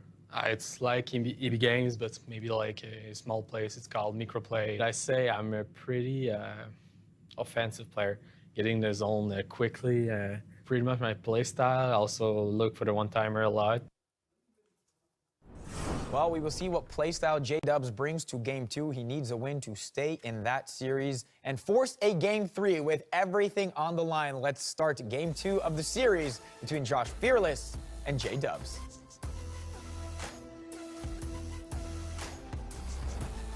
We are in their shadow at the moment right here. Josh Fearless on your left, J-Dubs on your right. Yep, brisk indeed. This will be a terrific game number 2. Toronto Maple Leafs for Jay Fear, and J-Dubs will be the St. Louis Blues. I believe that is because the other Jeremy Dubé took the Montreal Canadiens, and you can't have 2 or more teams represented in this tournament. So that is why he is St. Louis.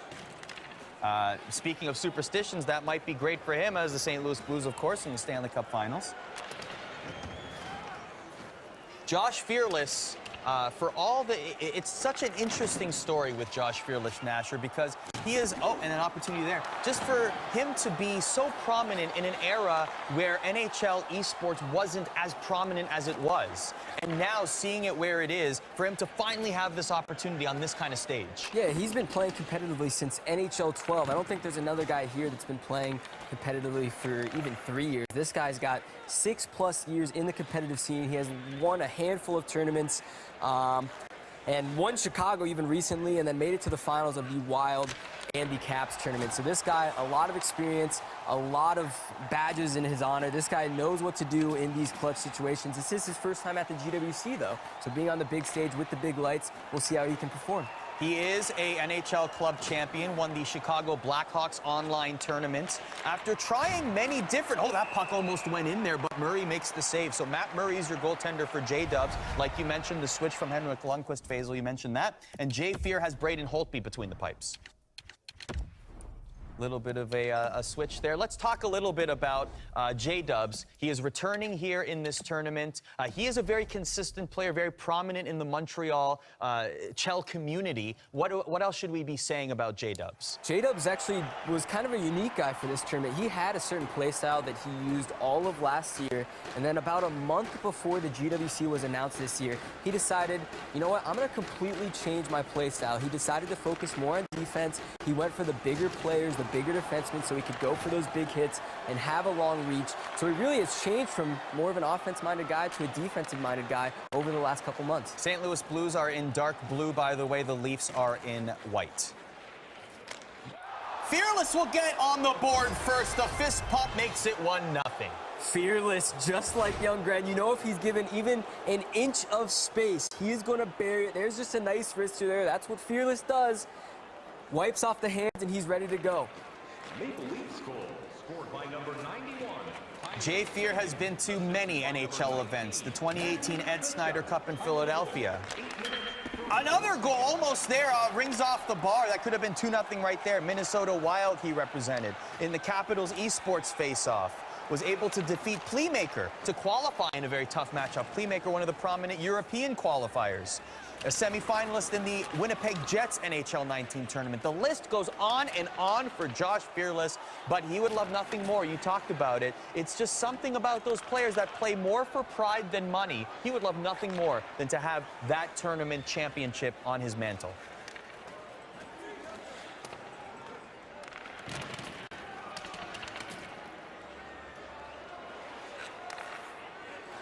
Jay Fear is a student at Lakehead University, outdoor rec and education, looking to become a teacher. Like you said, started playing competitively in 2012, 2013. He didn't play very much after the first GWC. He didn't qualify. Maybe felt a little slighted that he didn't qualify. Took a break a little bit, and once he heard that the format would be hot, he grinded and grinded and grinded and created a team that allowed him to qualify. And we heard a lot in the community about, you know, you have to have this 99. Oh, here's a good opportunity. Scores! Oh, Jay Fear makes it 2-0 with Yanni Gourde. A quick turnaround. He's twirling the towel. Jay Fear putting on a show. What a finish there. J-Dubs tried to go with the manual goalie to stop the breakaway, switched back to the AI, and he was able to bury it quickly.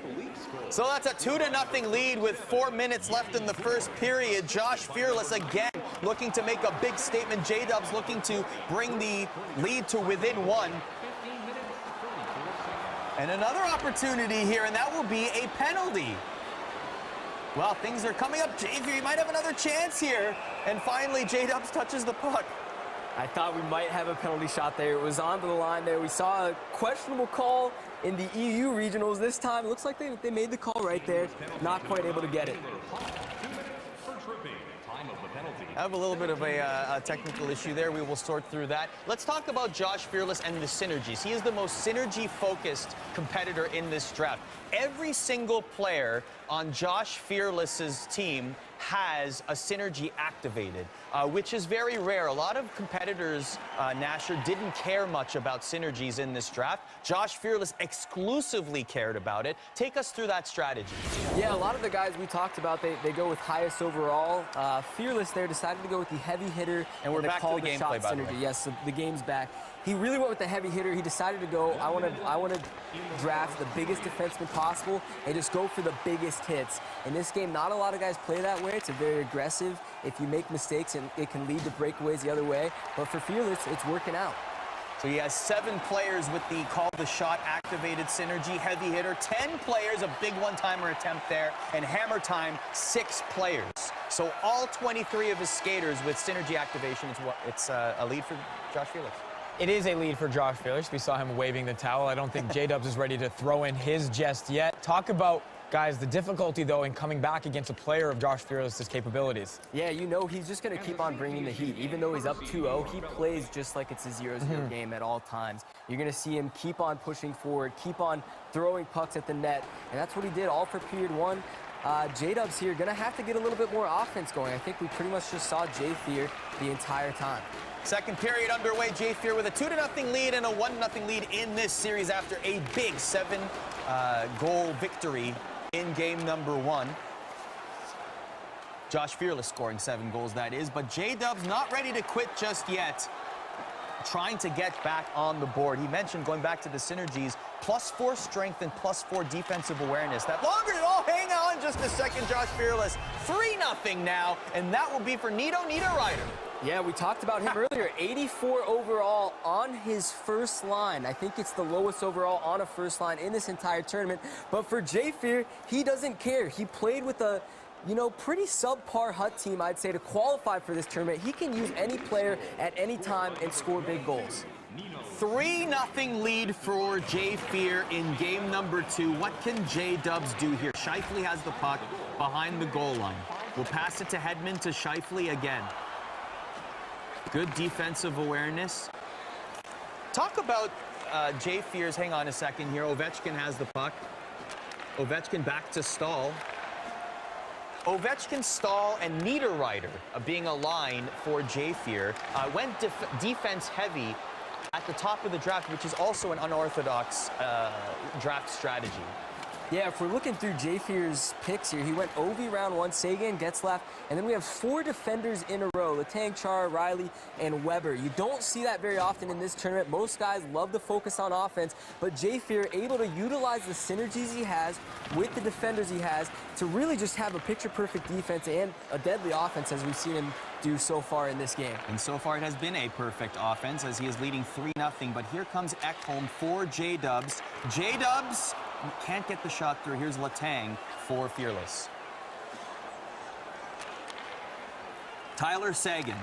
Sagan. The puck goes back into the neutral zone. There's Letty. Big, strong defenseman with long hockey sticks, able to swat the puck away. A big strategy there with synergies activated for J-Fear. Konechny from the point, the save by Murray. Distributes it, there's Dubois. To Mantha, Anthony Mantha. To Gallagher. 9 minutes left in the second period. Still 3-0 J-Fear, he leads in the series as well, 1-0. A big save there by Braden Holtby. Kicks it out to Konechny, to Letty. Play a little keep away. Gets into the offensive zone, gets pinned up against the boards, and back goes J-Dubs to pick up the puck. To Mantha. Taylor Hall is J-Dubs' captain with Gallagher and Bufflin as his assistants.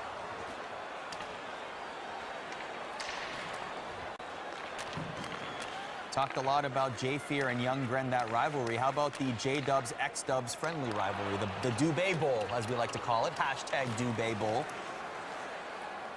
I don't know if the hashtag will catch on. Yeah, I don't think that one's going to catch on either. Sorry. Faisal's like that. Faisal's like, not a chance. Shaking his head right now.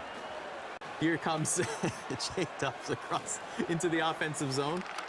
Looking for the one-timer, can't make it through. 3:40 left in the second. Here's Ovechkin. To Foligno. Still has it, Ovechkin. Loses it. And there's Kotkaniemi to Berchi. Berchi to Bukestad. Bukestad for J-Dubs. Creates some space, and he was looking for that short side. He just couldn't find it. Yeah, that's a goal we see a lot in this tournament. If they are able to cut through and not have the shot blocked in front, usually that's going to go in. That one hit off the side of the net, bounced away. Unfortunately, not able to go for J-Dubs. J-Fear off the bar again. We got to talk about the goaltender strategy. There's a lot. There aren't many face-offs inside the offensive zone, as this is offside. Why are these competitors so quick to distribute the puck with their goalies? Yeah, you got to just throw it out, especially with the tie-ups in the offensive zone. If there's a tie-up, you can sometimes actually grab the puck right off the draw, and it leads to an open one-timer. So with situations like that, you want to just throw the puck, get it up the ice as fast as possible, and make something happen on the other end. Almost another one to end the period there. Listen, Arda, Dubé Bowl. What's chat saying? Chat, one person used the hashtag. So you have one friend right now, because the two of us, Nasher and I, do not support that. Period 3 right now. Well, shout out to that one person. You are my favorite person in Twitch chat right now. For the one person that used the hashtag. It's still a scoreless for J-Dubs. J-Fear running away with it right now. It's 3-0 at the moment. But do not count out J-Dubs just yet. Needs more chances, Nasher. Oh, and now he's going to need a lot more chances now. That was a bad bounce. Unlucky, but still 4-0. Oh, you can see J-Dubs kind of laughing that one off. Can't believe it. J-Fear able to just throw one on net. I thought we might see a distinct kicking motion. I don't think we had it reviewed, though. It looked like it was a good goal. He was just skating toward the net. Getzlaf happened to hit off his skate, go in. That's an unfortunate bounce there for J-Dubs. Wait, I'm hearing in my ear. I think we're going to send that to a review. It might take a while, but it's down the street, though, luckily. Well, not too far. Just kidding. You're going to run it down there? Yeah, we're going to run it down there with a USB drive. I'm going to run it down. Okay, it looks like we have a goal. We got a goal. Okay, good. They were very fast. Yeah. 4-0 is your score. J-Fear just cruising away as we inch towards a dream matchup, according to many. The J-Fear Young Gren. What would that mean to the community, Nasher, to see that matchup on this stage? Oh, we've seen him play in tournaments before, and it's always a blast. I mean, J-Fear, you guys have seen J-Fear, he was already waving the towel. Young Grant already looked to the camera, gave it a smirk.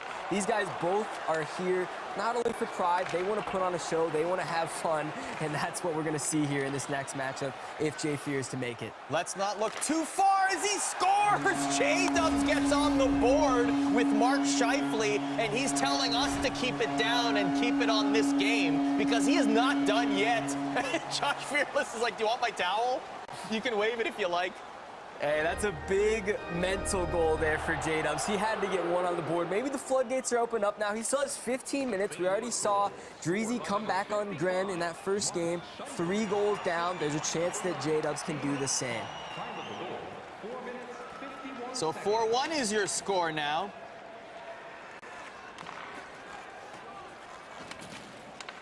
You can see the smile on J-Dub's face as well. He's if nothing else, enjoying the experience. Right there, the reason why the distribution of the puck is sometimes dangerous for the goaltender is you have 2 opposing players and hope he makes a save there. And even there, an opportunity for J-Dubs if he could just poke the puck into the net in that moment. Yeah, both of these guys are playing very, very risky, especially in tournaments like this. Usually you'll cover it up and decide. Oh, and J-Fear scores! And that was a beautiful play. He poked the puck. It wasn't even a pass. Well done by J-Fear. Wow. Wow, J-Fear, I don't think he expected that one to go. You don't see 5-hole goals like that very often. Little smile on both of their faces. Good to see them both having a good time in this game.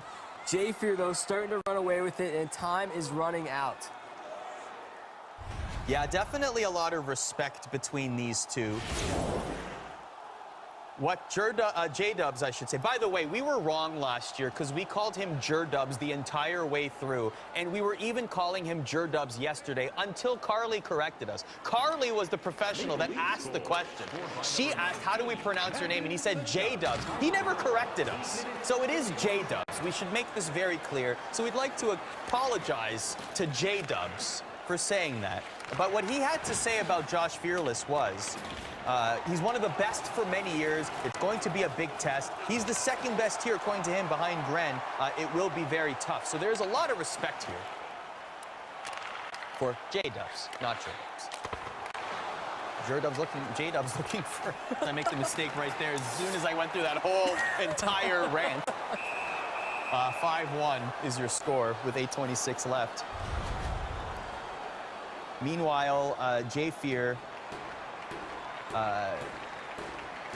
is also very respectful of J-Dubs. He loves his sense of humor, he says. Thinks he's a very funny guy. Shot from the point doesn't make it, blocked. Here's Lindholm.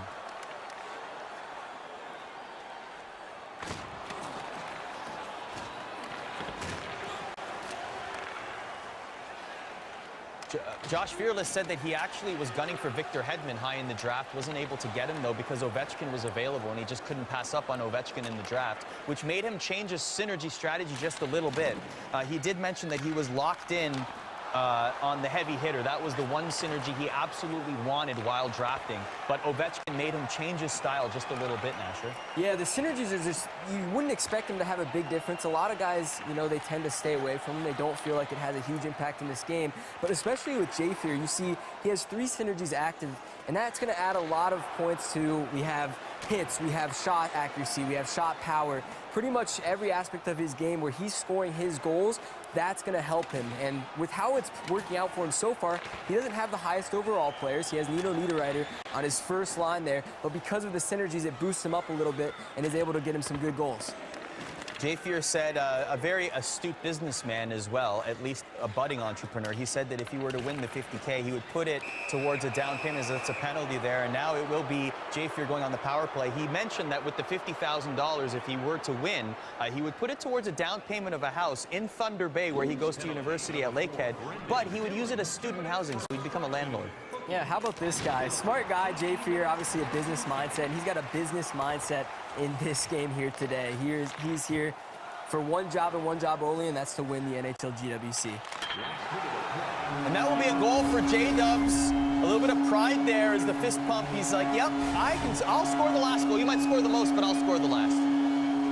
Nice little play there by J-Dubs. 5-2 now. Nice little cross crease. We see those goals quite a bit, just cutting through the middle, finding the guy back door. Very, very difficult to shut down. And also a goal on the penalty kill there. We saw his penalty kill, one of the best in this entire tournament at 93%. There, he's able to score his goal of his own on that PK. So with this victory, Josh Fearless moves on in the NHL GWC, and the bottom bracket, the dream matchup will be achieved. It will be J-Fear taking on Young Gren. And it has to be said that these two, while they say they are about 50-50 online, Young Gren has had J-Fear's number since the Ed Snyder Cup in 2018. They have faced each other multiple times in person at LAN tournaments, and Young Gren has been the victor. But now we are here at the GWC, where anything can happen.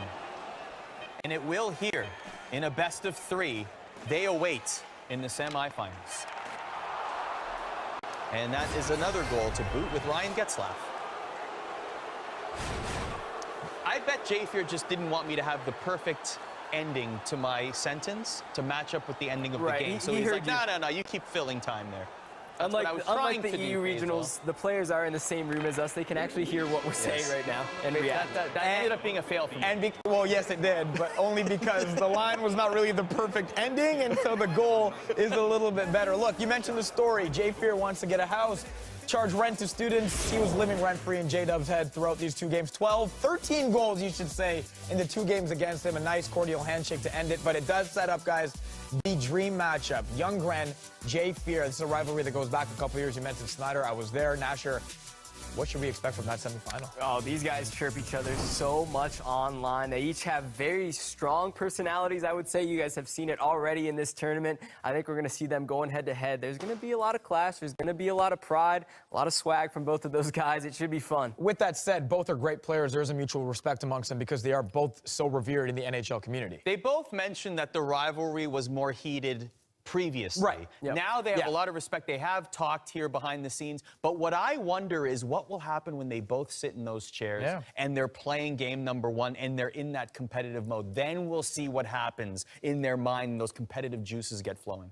Well, before we, again, move ahead, let's look back at the match that just was J-Fear, J-Dubs. After Josh Fearless took match 1, a little fist bump to start match 2, but that was the only cordial bit about it because, again, Nasher, J-Fear pretty dominant. Yeah, how about Jay Fear's offense here? He's able to bury pucks from anywhere on the ice. You see one just inside the blue line there. He's able to snipe it top corner. Jay Fear just relentless on the poke checks. He gets a break there off of a beautiful poke check as J-Dubs tries to exit the zone, and he's got the rally towel going. Yeah, you love to see the confidence, Arda.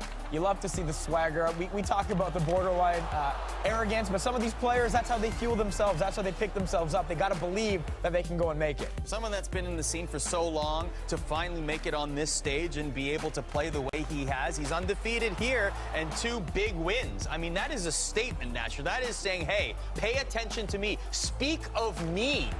That's what Josh Fearless is saying right now.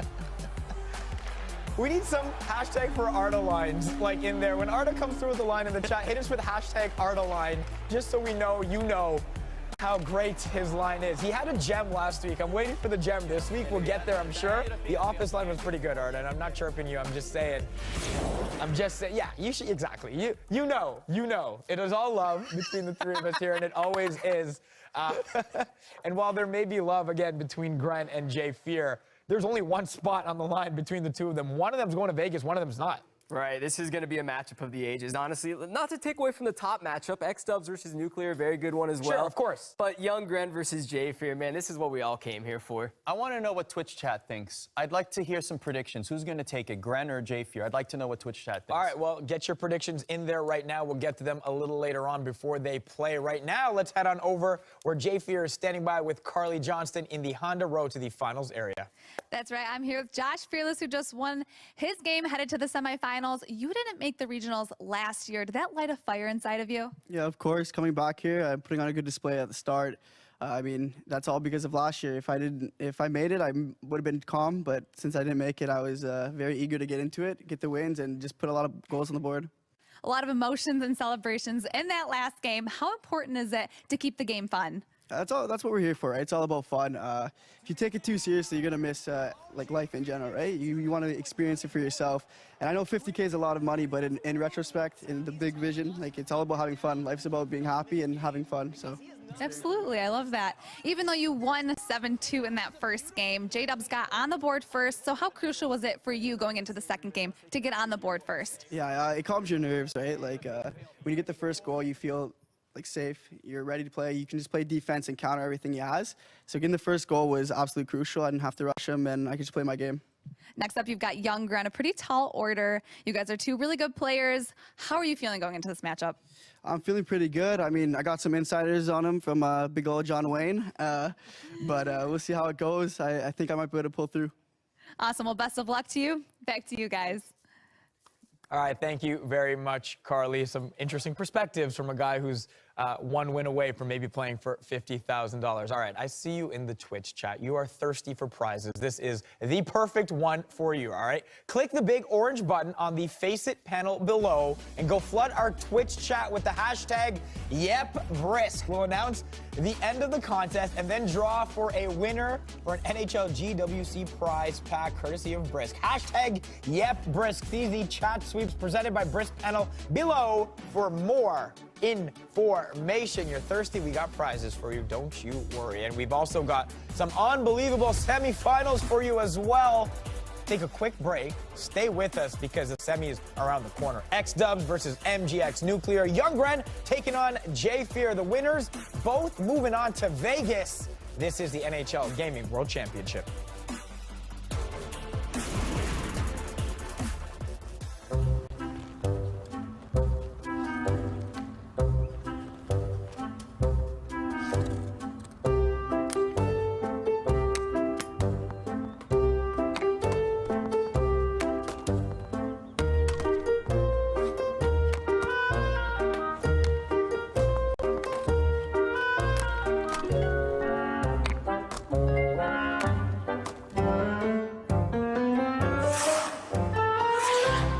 What's the difference between good and great? Good treats you like a customer. Great treats you like a friend.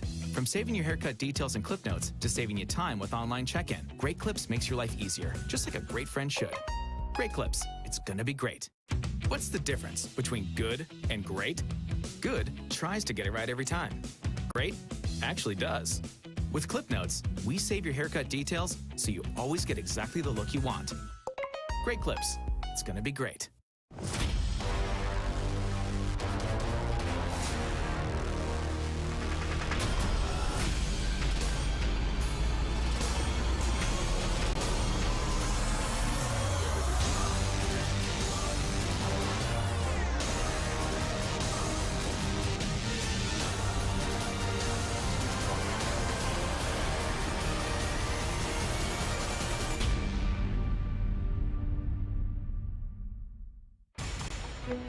Which forward in the NHL is the toughest to defend? It's almost like he's got a puck attached to a string when he stick handles. Austin Matthews!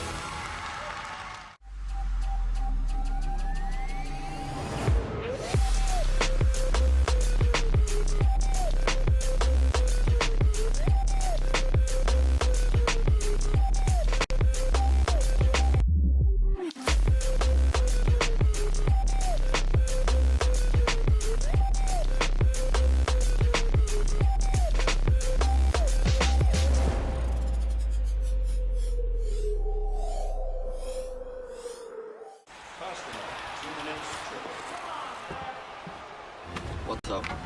Tough call, pasta. Large cold brew? Better make it a medium. I only have 2 minutes. Penalty at 6:42 in the second period. Hey, ref, check your voicemail. You missed some calls. Wow, she knows your order? Yeah, I'm pretty much a regular here. Where there's hockey, there's Dunkin'. So grab a cold brew for game time. America runs on Dunkin'. Official partner of the 2019 NHL Gaming World Championship. Bold, refreshing, brisk. Welcome back to the NHL Gaming World Championship. We are in the 6th, yes, Toronto, Ontario, for the Canadian Regional Finals. The top 2 players, they are heading to Vegas. Faisal Kamisa, Arda Okal, Nasher here with you guys. We just completed the quarterfinal round. Here's a look at who we have in the semifinals. Let's talk about the first one. X-Dubs, Nuclear. Nasher, winner, going to Las Vegas. Yeah, how about these guys? Nuclear considered one of the most underrated players in this tournament. We talked to all the players beforehand. All of them had to say that. He's underrated. He's kind of unknown. He's from the West Coast. X-Dub's a very good player as well. This could be a very interesting matchup to see how this plays out. Well, let's take a look at their head-to-head. There is a lot of, again, similarities as there usually is. The special teams is generally where teams separate themselves. Arda, Nuclear with a bit of an advantage on the power play and the penalty kill, so you maybe don't want to give him too many opportunities to get ahead. Yeah, Nuclear has been great in this tournament, but also great in qualifying. He's poised, he's calm, and he also has that little bit of the unknown. These two players haven't played together all that much against each other, so there's going to be that element of surprise on both ends, but a lot of people have been pointing to Nuclear as somebody to watch out for. All right, well, again, we know one of the new elements of this game is the hut-style teams, right? The rosters, they are stacked, they are loaded. Here's a look at X-Dubs. Nasher, take us through some of his potential combinations and explosive pieces. Yeah, look at this. He's got Stone, Barkov, Kucherov as first line, Burns, and McDonough. He's got a nice mix of, those speedy, fast, good shot players on offense. And then obviously on defense, having Brent Burns back there is huge. We might see a lot of shots from the point. Those rips, we've seen a couple of goals in this tournament so far. And on Nuclear side, he's playing as the Canucks, wanted to represent his hometown. That first line, though, Arda, it's got some pretty big names on it. Ranton, McKinnon, Kopitar, a couple guys that played together in real life as well. Not too bad, right? Yeah, Not too bad of a first line. And you also have a great second line. We have Jonathan Taves on your second line. Nico Hischier is usually on the first line with the New Jersey Devils. And Matt Barzal is a Calder Trophy winner. I think that's not too bad. Nuclear's favorite team is the New Jersey Devils as well. I wonder how much it hurt to put Hischier on that second line, knowing that there are bigger things on the line than just repping your favorite team at a time like this. But guys, again, it sets up for two very, very good semifinals. We're going to get to them in just a second. You mentioned, Arda, people wondering, oh, who's this Nuclear guy? Who's this Nuclear guy? In the chat, they're questioning, hey, is he this good? Did he get lucky? Well, let's learn a little bit more about him. He's a casino dealer, a criminology student, and an NHL 19 player in one. Let's find out more about MGX Nuclear. I'm Carl Kaslib. I'm from Vancouver, BC. I'm a casino table games dealer. I deal games like blackjack or baccarat. When I found out that I made to the regionals, My emotions were all over the place because I never played NHL 16, 17, or 18. This was pretty much my first year playing. And just being here, it's a great experience. Just moments away from our first semifinal match. As we get it set, here's a quick word from one of our sponsors.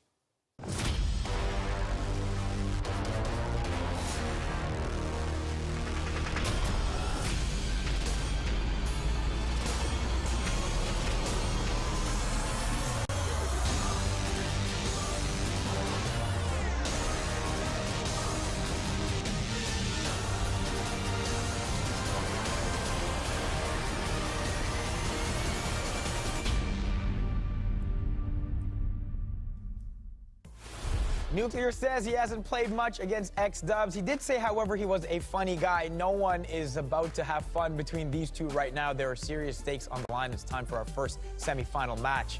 X-Dubs, MGX, Nuclear.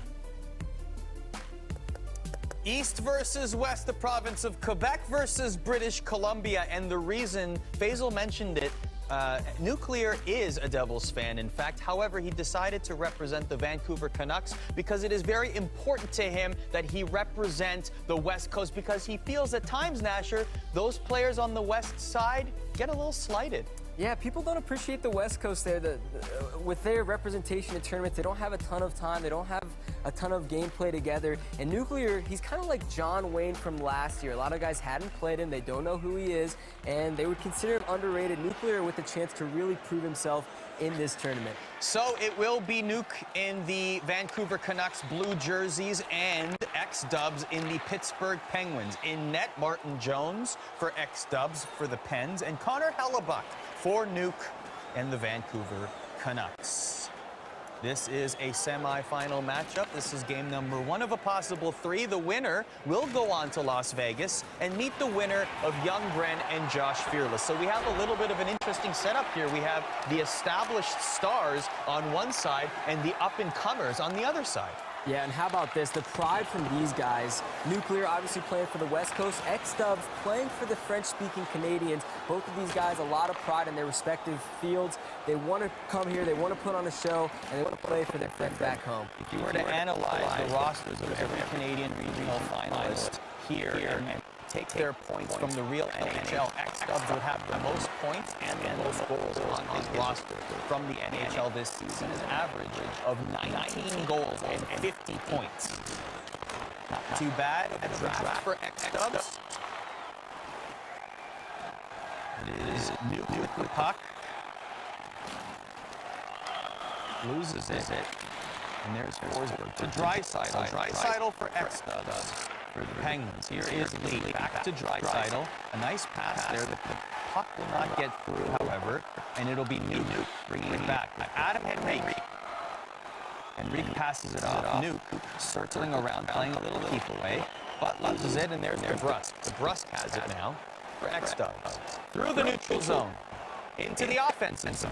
Tries to make a pass, but it'll be a 2-on-1. Here's Zucker and Henrique. Henrique, the shot, a save by Jones. And oh my gosh, a costly giveaway in front of the net. The puck is still available.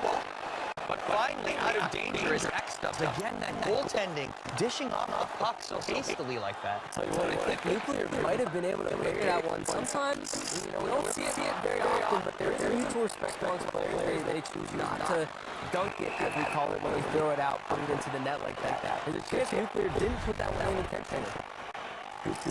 Possibly some honorable sportsmanship there by Nuclear, who has Brent Burns as his captain, and Kucherov and Draisaitl as his assistants. That would be X-Dubs who has that. Brent decided that Brent Burns will be his captain. What do you, when you look at X-Dubs' roster, what pops out at you? I love his lineup. He's got Burns, Kucherov, Draisaitl. Those were his first 4 picks. I will say he went early with the defense, choosing to get Brent Burns first. I think he's the only competitor in this entire tournament to go with the defender first. So if he's able to get the puck to him and able to get shots in from the point, it could come in huge for him. Do you think center depth would be an issue here? Big shot from the point that X-Dubs doesn't get hit. Yeah, I mean, all got Barkov, Draisaitl, and then all the way down to, it looks like His 19th pick was his next center, so he's definitely lacking centers. Maybe he decided to put one of his wings at center. But with faceoffs being such a huge part of this game, so many goals come from tying up on that draw, leading to one-timers, leading to good wristers. He's not going to have that advantage when it comes to faceoffs.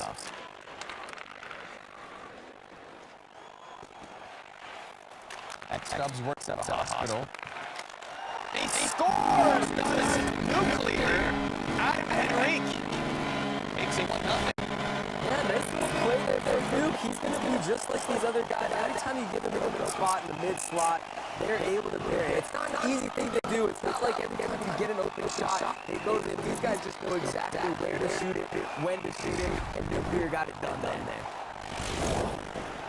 So Nuke gets on the board first, a shot right at the bottom of the face-off circle with Adam Henrique. Next up's not happy about that one. Great passing play there from Nuke. Nuke considers himself one of the most creative players in this tournament. A lot of goals that he scores. You're not going to see him from other competitors there. He had the puck at the point. Easily could have just thrown it at that. Hope that it got through a couple defenders. No, instead he looks for the open pass and finds him backdoor. Adam Henrique is one of Nuke's assistant captains, along with Oliver and Larson, and Nathan McKinnon is his captain. Here's Kucherov for X-Dubs. Will circle it out of danger. Playing some good deep away, but loses it at the end. There's Kopitar for Nuke. Kopitar has it. Back to the point to Klingberg, and that will cling off the bar. Basil's not the only one with the word play on the desk. Point that out there. Nasher, you're up to bat. I don't know if I can compete with you right now. You're too good at this. Here comes Ekman Larson with the one-timer Draisaitl. Back for X-Dubs. Here's Draisaitl with seconds to spare. It's 1-0 Nuke from Vancouver, BC at the end of the first. I think we've decided the hashtag #NoCal is going to be the one for Arda lines, all right, guys, so put that in the chat when you feel like Arda's got a line that may be. Okay, he's not, look, I don't care how happy you are or not, but look, we saw him get on the board first, people in the chat commenting just how calm he is. There's a lot on the line, but my guy's acting like this is just another day in his house. Oh, yeah. I mean, he hasn't been in a big tournament like this before. This is actually his first major esports event, but he's able to just come in and be himself. He mentioned he likes to just sit down, play his game. He's not going to let the lights come in. He's not going to let our commentary get in the way. He's just going to play like he does, like he was a normal game at home. And again, casino dealer, he's seen people's emotions. Let's see how he fares in the second period. We are underway. He is winning 1-0. He does have the Western Canada pride. He says he wants to win this for Western Canada. As we mentioned, why he's wearing the Vancouver Canucks sweater in this game. He didn't play ice hockey growing up, but he played a lot of street hockey. With a chance there trying to tie it up here. Played a lot of street hockey growing up. In Vancouver. He played with a lot of the U.S. regional finalists in preparation, like Top Shelf Cookie and John Wayne. Apparently, John Wayne's been practicing with all the Canadian regional finalists. We're going to ask him. Very charitable guy, just playing with it, playing against everybody. There's a chance for Nuclear. He scores. No reaction. He just shakes his head, makes it 2-0. In his veins, Nash. I think he may have started blinking just a little bit faster there after he scored that goal. You can tell he's a little bit excited here. Put the nice one in mid-slot there, mister. Again, 2 open shots. Really, only 2 good opportunities of this game. He's able to bury it. Wait, how can you tell that he's excited? The 3 blinks instead of 2. Okay, got it. Right. The third blink confirms the excitement. Yeah, okay. We got to be putting the blinks. Thank you. There it is. There's the third right there. The fifth one right there confirms the excitement for a 2-0 lead over X-Dubs in game number 1. That is Matty Barzal, also from Vancouver, British Columbia, by the way. And that will be a third goal with Barzy again. Wow, Barzy. Player of the game for sure so far. Cuts to the middle. We talked about the importance of face-off. Wings the draw, gets it right to left forward, cutting left to right, bears in the top left corner, Matt Barzal. Well, how about that? 3-0 for Nuke. Matt Barzal coming through clutch. British Columbia, with a long history of great NHL players, of course. Carey Price, born in the Vancouver area, grew up in British Columbia. Burnaby, Joe Sakic, Paul Kariya, Matt Barzal, as we just mentioned. Now, what can X-Dub do here to get back into this game? There's 15 minutes left in the second period, down by 3 goals. We have seen big comebacks in this tournament. It's not out of the realm of possibility. But look how calm it looks. It's almost cerebral. It's all Nuke right now. Reminds me a lot about Eki's play. Just puck possession, holding the puck in his zone, working around the boards. He doesn't force any bad passes. He looks for the good opportunity. And you look at the LT as he enters the zone, able to finish off hits, set up open shots, and it just keeps on coming. X-Dub wisely holds on to the puck this time to cause a face-off.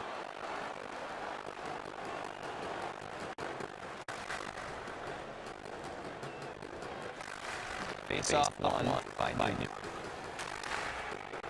Nuke to OEL. OEL has the puck to Barzy. Barzy loses it, but pins his opponent against the boards. There's Henry. Klingberg to Ekman Larson to Taves behind the net. To Barzal again. Throw the pass. Just throw them onto the ice. Just chuck them down. Well played, Barzal. Right now, Nuke's just doing everything he can. He's behind the net, throwing pucks in the middle. He works the boards. Pretty much perfect pacing so far in this game. Really has not made a single mistake that we can see. Of course, Matt Barzal, another trophy winner in a landslide, many would say. Also in the running for tournament MVP, at least in terms of player in the game here, as he is proving to be clutch for Nuclear. A commanding 4-0 lead.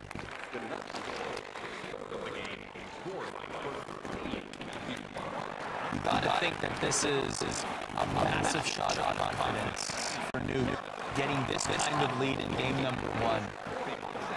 Even though Nuke might not exactly be showing it, could be 5 here, the puck will just sail across the crease. Martinez has the point to Spurgeon. Spurgeon will dish it off to Ranton against attackers. The captain, McKinnon. Kopitar will lose sight of it, so Nurse has it for X-Dub. Nurse dancing in the neutral zone to Soderberg. A race for the puck would be won by Nuke. Oh, gets leveled at the blue line. Oh my. Ranton into Spurgeon now. Back in his own zone is Nuke. Brings it forward. There's Ranton in. A stick lift there by X-Dub. Collects the puck. 4-0 with 5 minutes to go in the second period, and X-Dub's going on a power play. Here's a chance to bounce back. 5:10 left in the second period. He's got to get something going here. Really has not seen a good shot on net here from X-Dub so far in this game. But there's one and a couple more sitting on the goal line. Hallebuck able to make a save, and there's Grabner who get bumped off the puck.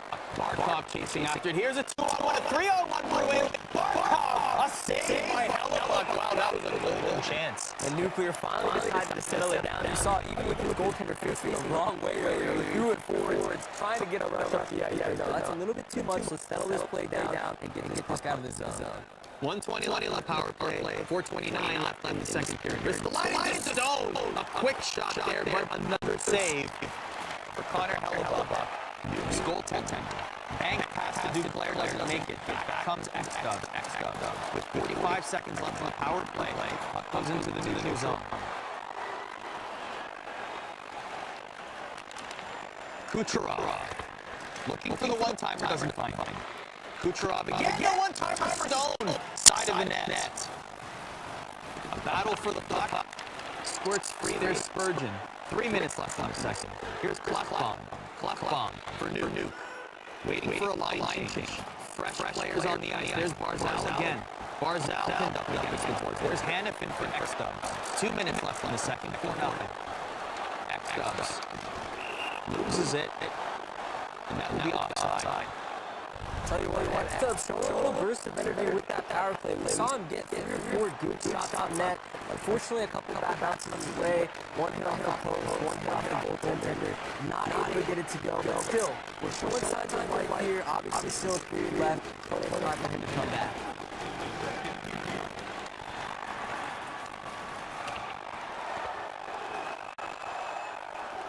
Both of them showing some great gameplay here, but really the difference seems to be the fact that he's able to convert on his chances and taking some accurate shots that are really finding the back of the net. 4-0 Nuke after 2 periods, well on his way to winning in game 1 of the semifinal matchup. But guys, it is a best of 3 series matchup. X-Dubs may have a lot of work to do to win this game. There's some confidence that can be built in at least having a good period. Right. Every single game is a different game. We're going to see guys, they could lose a game 7-0, bounce back, and win the next one 7-0. With how NHL 19 goes, you just never know how you're going to play. It's so much of a mental game, more than anything. And obviously, X-Dubs still has some time to get back into this game here. We saw the playmaker Hanselino matchup last week in the semis. Go 3 games, 3 very different runs. We'll see what this third period brings us as we wrap up game 1. 4-0 is your score third period.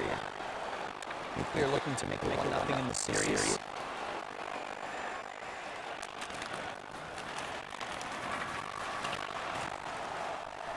Nuclear said about X-Dubs, I haven't played him at all. Talked to him, he's a funny guy, but in terms of competition, both of them are coming into this completely fresh. A little bit of confusion in front of the net there. And it'll be a save by Jones for X-Dubs. Also worth noting, Nuclear actually never played NHL 16 through 18. He saw Young Gren qualify last year for the NHL GWC. He thought to himself, hey, maybe I can do that in the way the bracket's working out. There's a chance that he may face Young Gren in the finals here. Can you imagine that final, the contrast? The way that Young Gren is on camera versus the way that Nuke is on camera. Just the dichotomy there. These guys are really different pretty much every single way. They live on opposite sides of the country. Obviously, Young Gren, the most emotional, the most passionate, personality that we have here. Nuclear, a great guy as well, but you can just see him calm, collected, composed all the time. And it works for him. There's Barzal for Nuke in the offensive zone, who has been extremely productive in this game. There's Taves, look for an opportunity. Try side over the left for X-Dubs. The battle still wages on behind the net. And even though Barzal is the one on Nuke's squad on X-Dubs, he has the most Islanders on his squad with Anders Lee, Brock Nelson, and Jordan. Evan misses the net there. No Penguins on his roster. However, and here's a breakaway for Nuke. Patience is your key. The manual moment, that's what happens sometimes, Asher. Wow, that's one we haven't really seen yet. He went into LT, going into the net, decided to pull it off, did a little spin to get over to the side. Unfortunately, X-Dubs went for the flying poke check, but beautiful play by Nuke to spin away from it and bury it. Here it is one more time. So there was the poke check. He was able to shield the puck very well and had the wide open cage as a result. Patience is a virtue. It's tough in the kind of game you don't know when they're going to pull out the manual goalie. There's a lot of ways to score on the AI goalie. You can go for the one-handed, you can go for the backhand, forehand, backhand. But Nuke, he knows X-Dubs well. Must have watched one of his games earlier. Knew he was going to maybe shoot the goal and was able to convert on that. So 5-0 is your score. 12:40 left in the third period. Very logical with his approach as well. He said, you mentioned the story about him not really playing previous NHL titles, also seeing Young Gren and being motivated to do so. So he said, if I don't make it to Vegas, all of this time will have been a waste. It is Vegas or bust.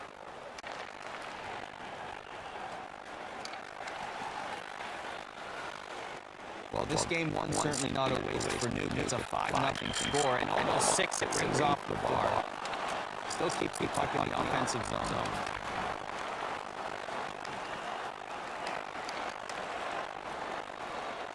If you're X-Dubs, how are you approaching game number 2?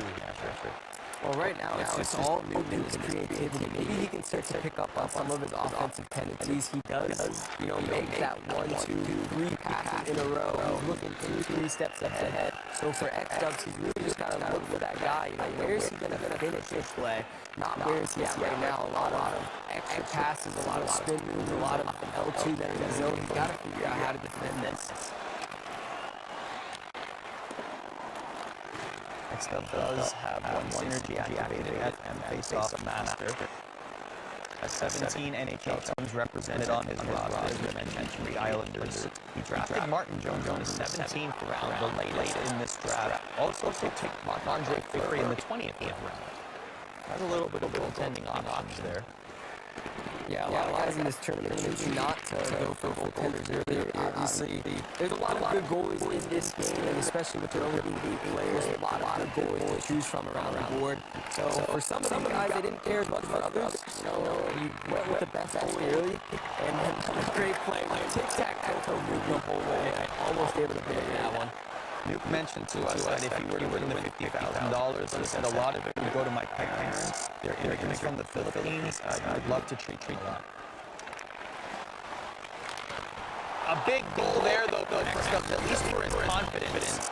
The shutout is broken, so at least he knows that he can score on Nuke now, and they can take that going into game 2, too. Yeah, we talked about confidence, we talked about how important the mental attitude of this game is. X-Dubs obviously would have been a little rough going into game 2, not having scored a single goal. Now we got one on the board. Still 2 minutes left. We'll see if he can grab a little more. It's almost like it's in X-Dubs' favor to treat this like one long, continuous game in a way that has a break point in between games 1 and 2. That goal, hopefully, he will be able to take that momentum into game number 2 to say, okay, at least in the third period, I was able to win the period and bring that forward to game number 2.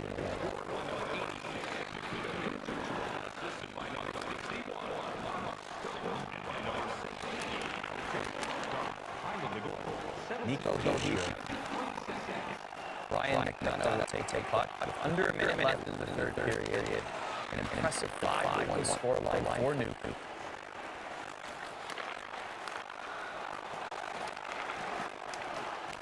You gotta say, though, I mean, it's only one game. It's a 6 goal here. You have to say that we had this similar West Coast storyline last year with John Wayne. And there was the unknown about somebody from Alaska playing in a tournament and surprising everyone by going all the way to third place in the grand finals. And now with Nuke, that storyline continues, right? For both of them, they're sort of leading the charge for the West Coast players in the NHL19 team. Yeah, it's almost an advantage for them, not having really faced their opponents a lot before. Like I said, Nuke, he's going to come into this tournament, he's going to play his game. You know, he hasn't had the chance to scrim against a lot of the guys in this tournament. He doesn't know, what their play style is like. So he comes in and just playing his offense, being creative, and throwing as many goals on the board as he can.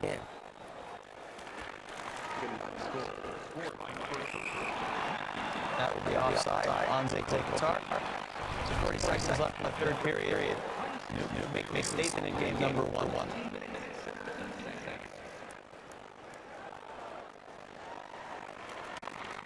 It was a dicey first series for Nuke to get past Sitzel, one of the returning players in the Canadian Regionals. Very impressive feat in itself to make it this far. And now another statement game here in game number 1.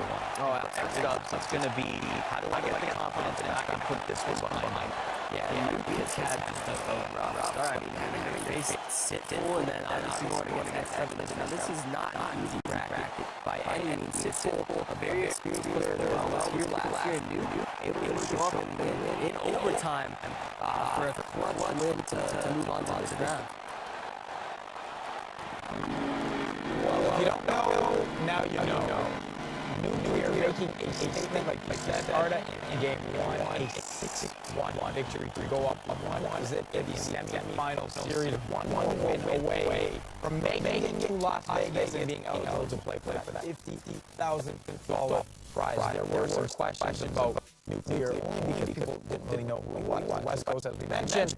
not overly represented compared to the East Coast, but he is repping for the West and letting people know West Coast might be best coast. It was certainly in that first game. Yeah, I think a lot of guys look at Nuke and he's not very expressive. He's not very emotional.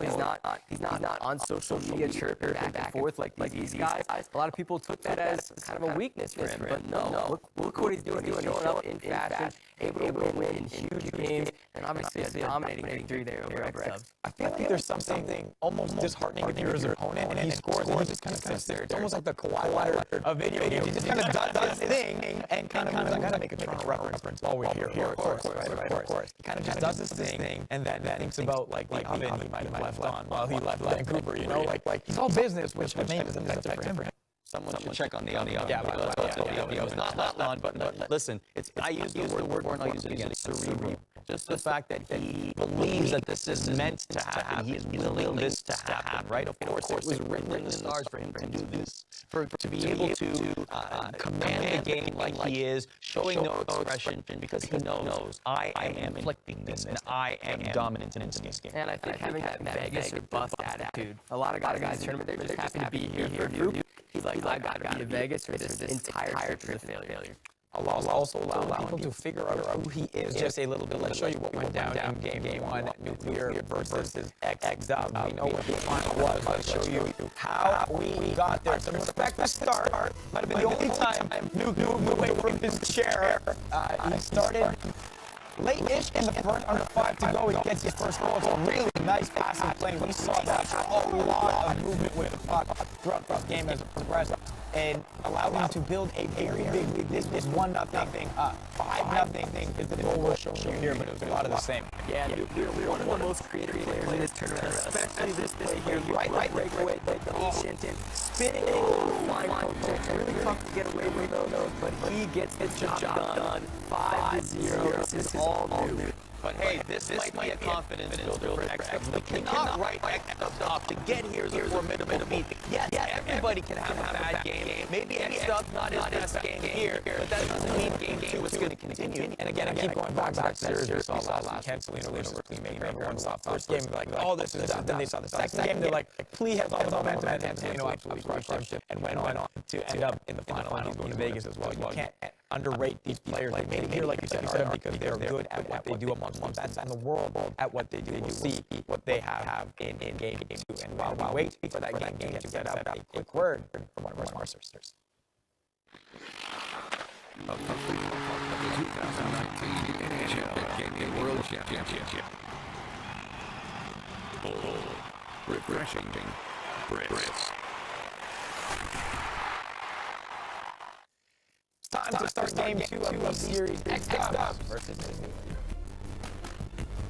So game number 1, it was all MGX Nuclear with all that firepower. You might as well call Duke Nukem in that one.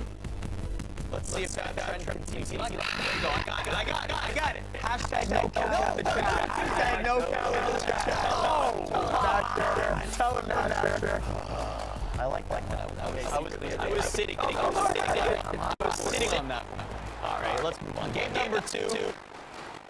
Let's see how X-Dubs responds to that defeat. It quickly is, however, Nuke the puck. A big hit there in the offensive zone, however. And back comes X-Dubs with Stone. Stone to Barkov. Barkov behind the net. Circles around, gets met ferociously behind the net. Here is Kokotar. Kokotar for Nuke. Nuke to OEL. Intercepted by Barkov. Ekman Larson to Nico Hischier. Number 13 spins around to Barzal. Another 13. The unlucky line, it seems, but very early for Nuke in this series. Pretty interesting to see a majority of Nuke's goals coming from his second line. Barzal there sitting on the second line for Nuke. Obviously, you expect more from his first line, but you know what? Sometimes certain lines will click, things will get going, and maybe he has just a good matchup against X-Dubs in his second line. X-Dubs back into the neutral zone with Draisaitl and Forsberg. Draisaitl gets it back to Lee. A save there made by Connor Halabova.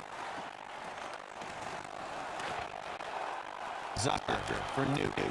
to Foley. Digs around his defender. 2-on-1. Henrique off the bar. Henrique to Barry area point. Clef lines up and then scores from the blue line. Left bombing makes it 1-0. Knew everything in that play. They saw him make a little move at the blue line to open up the space, and then repasses back and forth for the one-time shot. That one didn't go, circles around, gets it to the point, and buries the one-timer. Finn, sit down. Come on. Please. Put the mascots on this game. At least we're not seeing Stinger, okay? Yes, exactly. I would get up and walk away. Actually, we will see Stinger next week in the American Regionals things, Top Shelf Cookie, hometown boy in Columbus. But that is next week. That is May 30th. We are dialed in right now to our second of a possible 3-game series here. The winner of this will go to Vegas. Now we have the power play for Nuke. Not a good penalty to take against a prolific offensive player that we have seen this season so far. Yeah, Nuke hasn't really had a lot of opportunities yet. I'm interested to see what he can do with the extra space. We saw his creativity there on the first goal. Now he's got a straight base. Also, the face-off huge. Setting up play off the draw. Another good opportunity there. Mentioned that face-offs were important to Nuke in his draft strategy as well. And you can see that has been very key for him as part of his offense here in Kopitar. Looking for that one-timer, Ranton in, but it'll be saved by Martin Jones. So X-Dubs under fire again early here in the first period. Nuke has a goal and a minute left on the power play. Here's Burns to Stone for X-Dubs. Between the legs to Barkov, doesn't get to him, however. Ranton has it. Ranton is himself offside.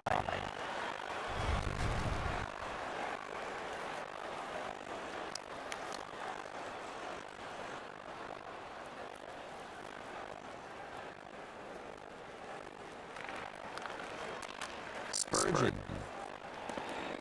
That might have been the biggest reaction we've seen from Nuke, just the pass that went nowhere. Barzal, the game one hero for Nuke. Barzal bumped off the puck, Soderberg. He gets it back, though. He evades McDonough. Passes it to Taves, and that is a save by Jones. X-Dubs now looking for a breakout, but can instead met by Nuke. The blue line Barzal has it. A bad save there by Jones, who will wisely cover up. These plays are nuclear, man. He just keeps bringing the heat. We see pass after pass. He's finding guys in spaces where X-Dubs can't even defend it. He's trying to block the shot, the good opportunity that may come from the mid-slot, and that opens up a guy on the other side, allowing him to get good chances like that. A lead pass for Forsberg doesn't find anybody. Instead, Nuke will take it into his own zone.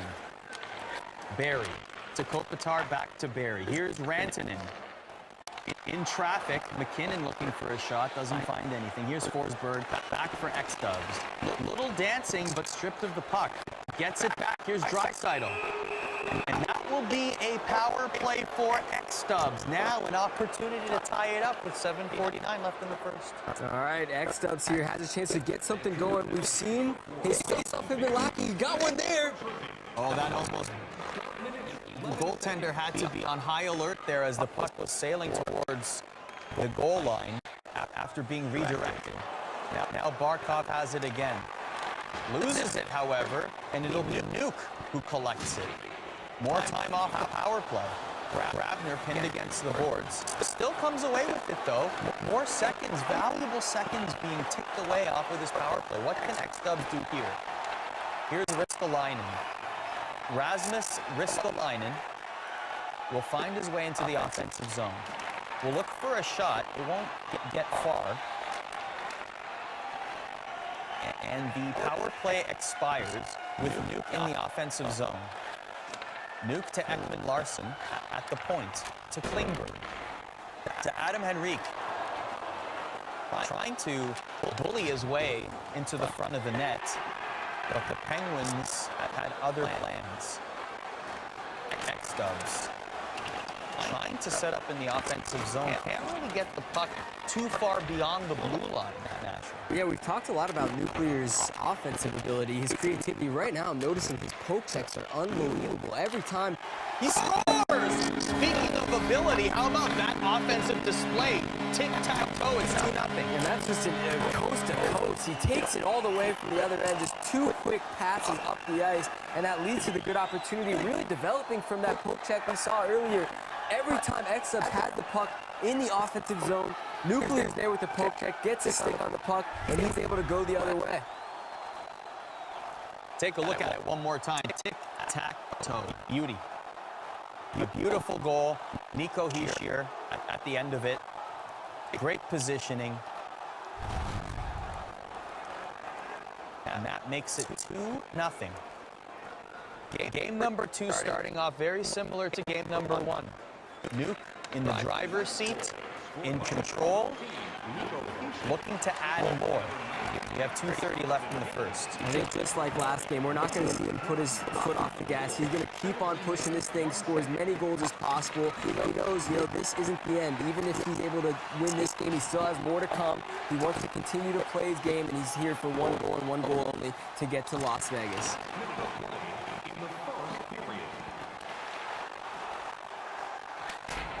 A bank pass to McKinnon, back to Rantanen, 20 seconds to go. Here's Kopitar. Kopitar looking for options, cleft bumped, back to Kopitar, to McKinnon. Doesn't fire off the one-timer, it's 2-0 at the end of the first. Yeah, Nuke is no fluke. A couple nice goals to get himself an early advantage. 2-0 after 1. Naturally, you shake your head at every play because every play is really nice, and 2 of them led to some really good goals. Yeah, it's hard to even follow what Nick does with the puck. Yeah. It's 1 extra pass, 2 extra passes, and 3 extra passes. You're just watching the player forward. It's like, who's going to pass to next? He always finds a guy. There's always someone in the right space, and not only that, he's able to finish it on all those opportunities. I saw you shake your head at the Nuke is no fluke line, too. Disparaging way. That's fair. I deserve 1. That's fair, Artist. Sorry, go ahead. I appreciate that. Hashtag Faisal no Sema. Faisal. Right there. That's actually my yeah. I like I've heard it my whole life. Don't worry about it. Here you do. Yeah. Come took my hashtag back. Let's go. Oh, man. That's not funny anymore. Second period, 2-0. Nuke as he is inching towards booking his flight to Las Vegas, which won't be a very long flight for him, only a couple of hours, already being on the West Coast. By the way, he is also the first West Coast competitor in the Canadian region in the NHL GWC. So what a feat it would be for British Columbia to be represented at the Grand Finals. A lot of love for Vancouver on this side of the table. Lived there for a year. Stanley Park was wonderful.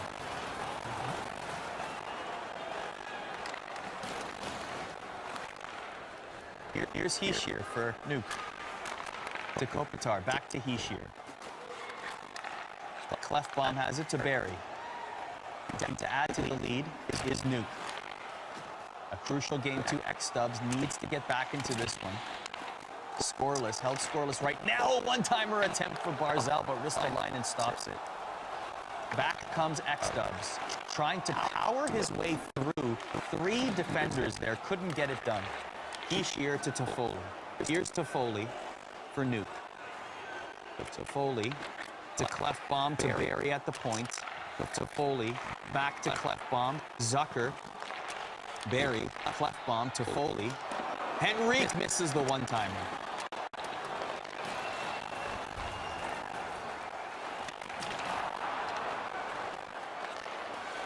That one-timer almost went in. X-Dubs trying to get the puck out of his own zone. Just can't. Nuke almost getting opportunities at will finally, and again a crucial giveaway in the offensive zone. Nuke just finding the right spots to be.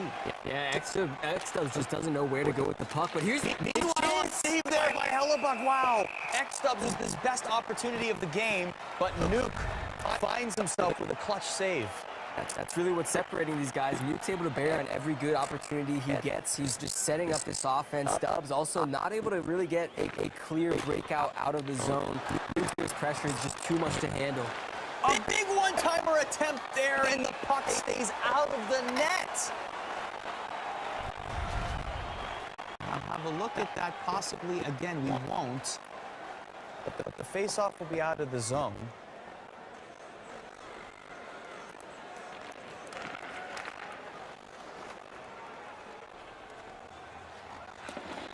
Here's Nuke with Klingberg.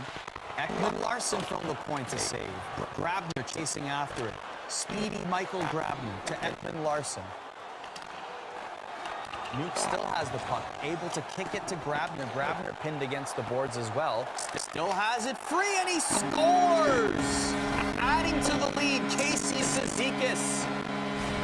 And Nuke seems to be almost pressing enter on that booking confirmation right now. I know you love the book your ticket line, but this is his opportunity right here. Huge lead for Nuke early in this game. How about him?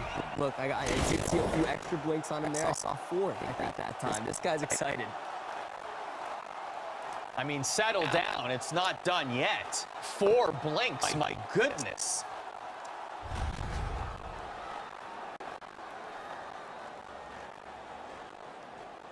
Three nothing for Nuke. 1 goal scored for X-Dubs across both games. Needs 3 here with only 4:40 left in the second period. And Nuke looking for more. Dangerous on the attack. Absolutely lethal. Barry to Hishia. Barry to Taves. Now here comes X-Dubs. X-Dubs, what can he do? Here the one-timer, another big save by Connor Hellebuyck. Tell you what, the goaltending's having a pretty big difference in this game. X-Dubs with a few good opportunities here recently. A couple one-timers across, just not able to get them to go.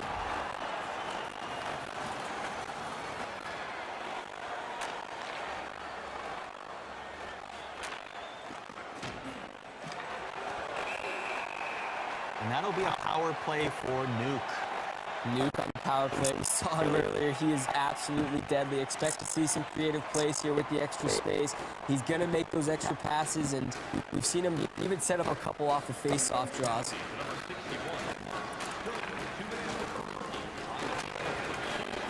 Nuke with Rantanen now. To Klingberg at the point. To McKinnon. All the one-timer. That one does not go. Martin Jones makes the stop. 30 seconds to go in the second.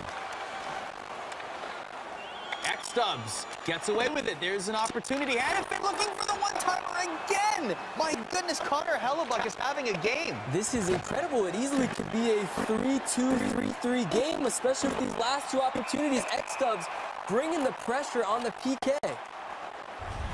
As much as you have to give credit to Nuke for the offensive firepower in both games, but specifically talking about this game, Connor Hellebuyck has been solid for Nuke. And that is the reason why he still holds a 3-0 advantage. You mentioned it, Nasher, that was not a one-way period. Chances on both sides, but Nuke managing to finish and take advantage of that. Let's see if he can finish the job in Arda fashion. Have that ticket confirmed for Vegas in about 10 minutes time. Time for period 3. This could be the one that sends Nuke to Vegas. The power play is still intact.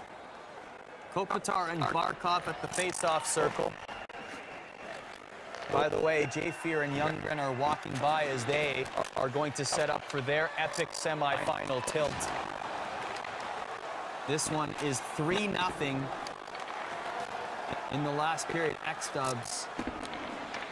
By the way, we should mention that X-Dubs, in particular the Quebec community, has a lot of support here. A lot of prominent members from the Chell community present here. The likes of Vivian's in the house here today. Canadian regional champion from last year, Fool, is in the house. No Sleeves Gaming is here. Bones is here. No Sleeves has sleeves on somehow. I've never seen him with sleeves before. I mean, it was. I didn't recognize him at first. No. We heard a rumor that Nivians and No Sleeves will have an arm wrestling showdown later tonight. Could happen. We don't know if we'll stream it on Twitch, but apparently it's going to happen. So make your predictions now.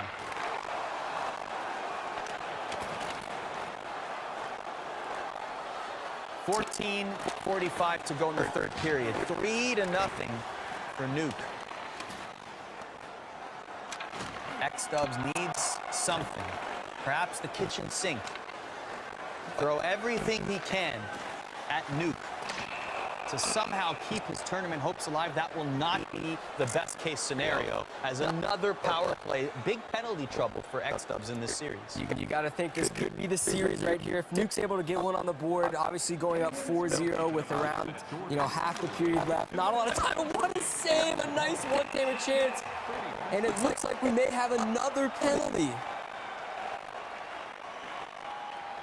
That doesn't look cool. Yes, indeed, a 5-on-3 for 1:46. And here comes X-Dubs still, however.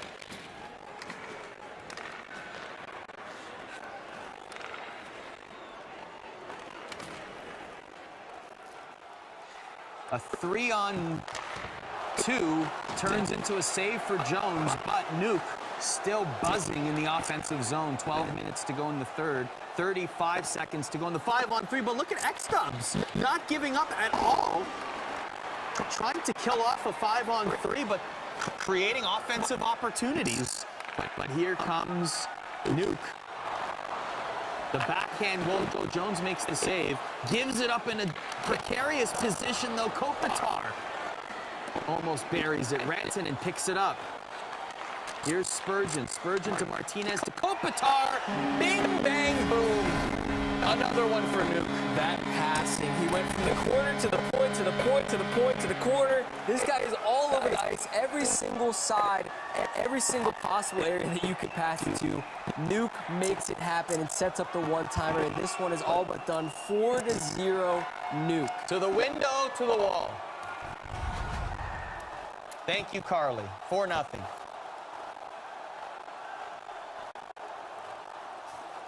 Faisal expressionless. I can't believe it. What I can believe is Nuke making it to Las Vegas with a show like this.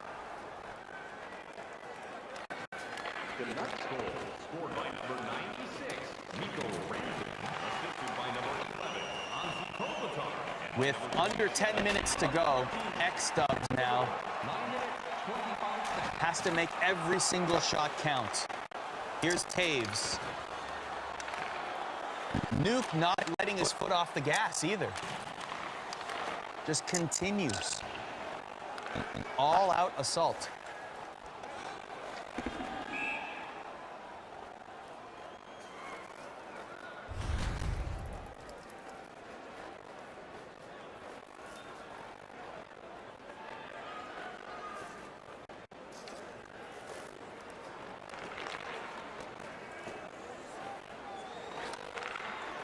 You were mentioning Nuclear is a cards dealer at a casino. He mentioned that he's seen an interesting. It's almost like people watching. People like to people watch at a restaurant or wherever you might be. His job gives him a lot of interesting people watching in a position like that. It was very interesting to hear him talk about his job. And I think that's kind of what has made him who he is. He sits here kind of emotionless. He's just playing his game. He's in his zone.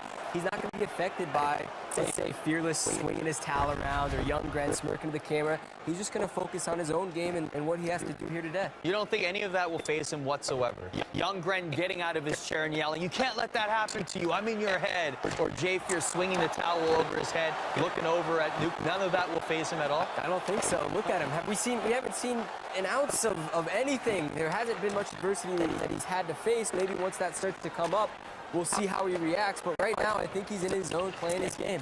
I wonder if either Jay Fear or Young Gren, should they face Nuke in the finals here, would take that as a challenge. Oh, 100%. I would say both of them. Yeah.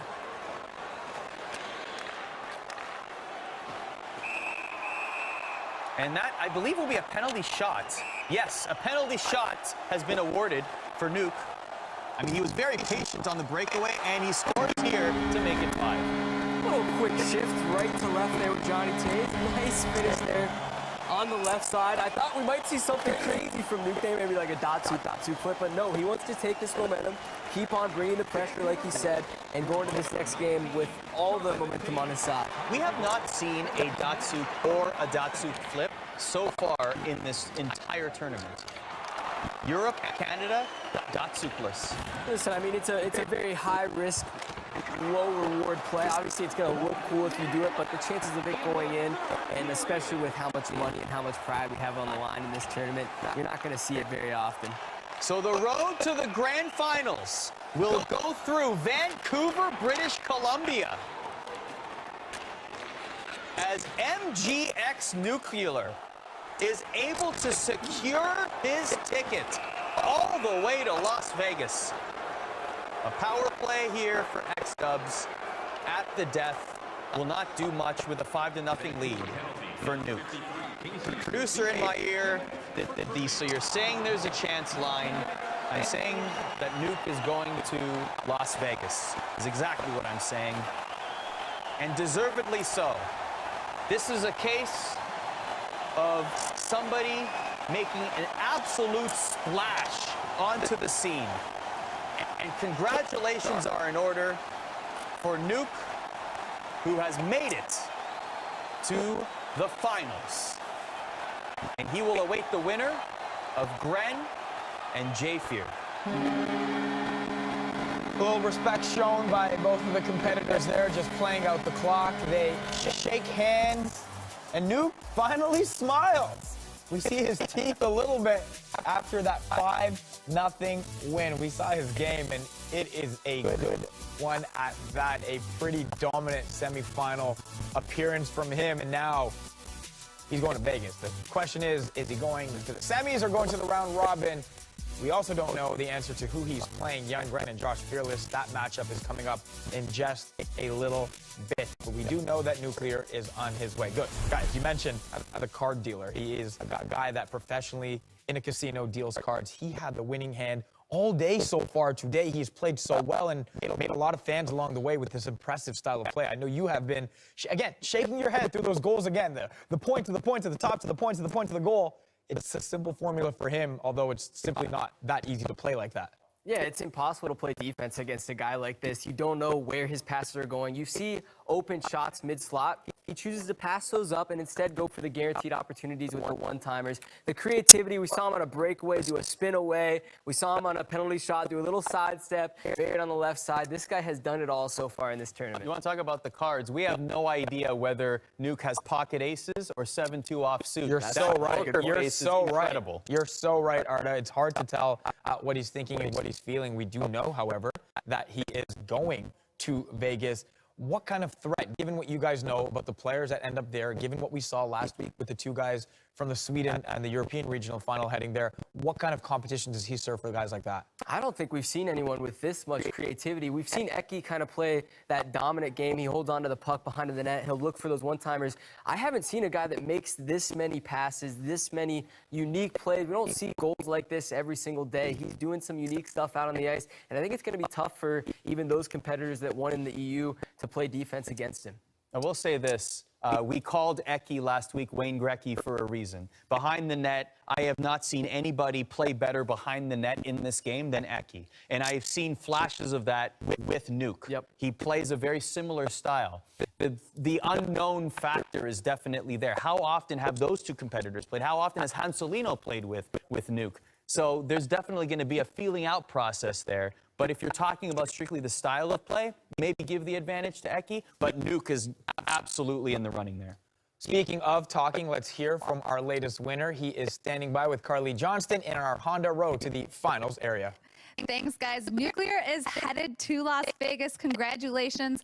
Living on the West Coast, do you think you had an advantage at all coming in, knowing some of the guys didn't really play you before this? Yeah, of course. Like, I haven't played many of these guys. I think that the fact that I have many doubters who think, oh, I just play hut, I'm not really skilled. I think I showed what I'm made of, and I'm looking forward to playing either Josh or Gren. You definitely did show what you're made of. In game one, you had a beauty of a breakaway goal. Due in part to your patience on the controller, how do you keep that calmness while you play?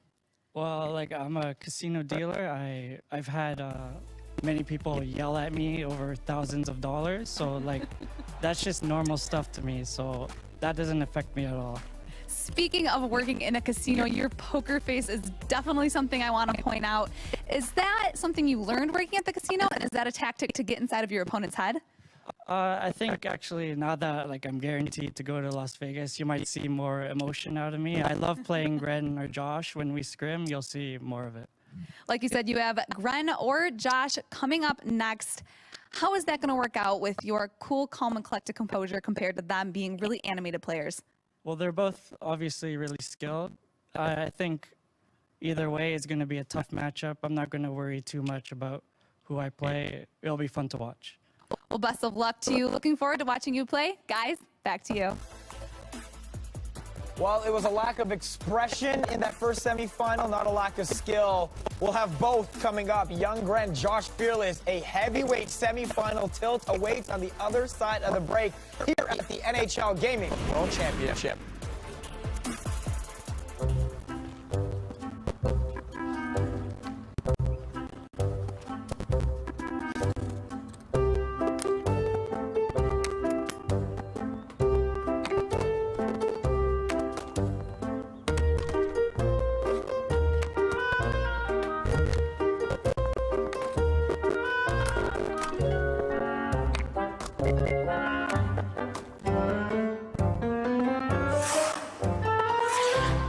What's the difference between good and great? Good treats you like a customer. Great treats you like a friend. From saving your haircut details and clip notes to saving you time with online check-in, Great Clips makes your life easier, just like a great friend should. Great Clips, it's gonna be great. What's the difference between good and great? Good tries to get it right every time. Great actually does. With clip notes, we save your haircut details so you always get exactly the look you want. Great Clips, it's gonna be great.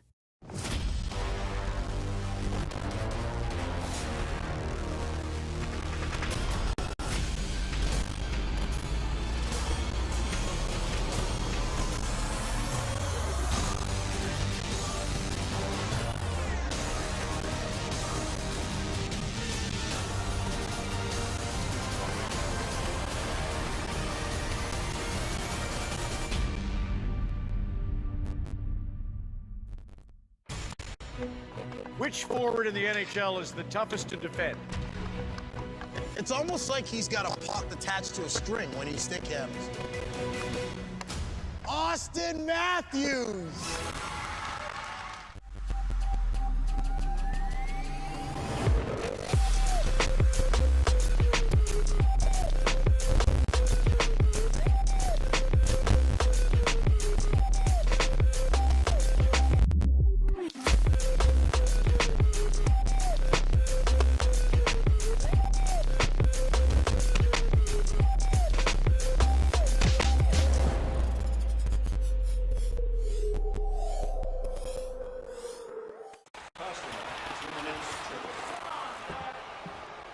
What's up?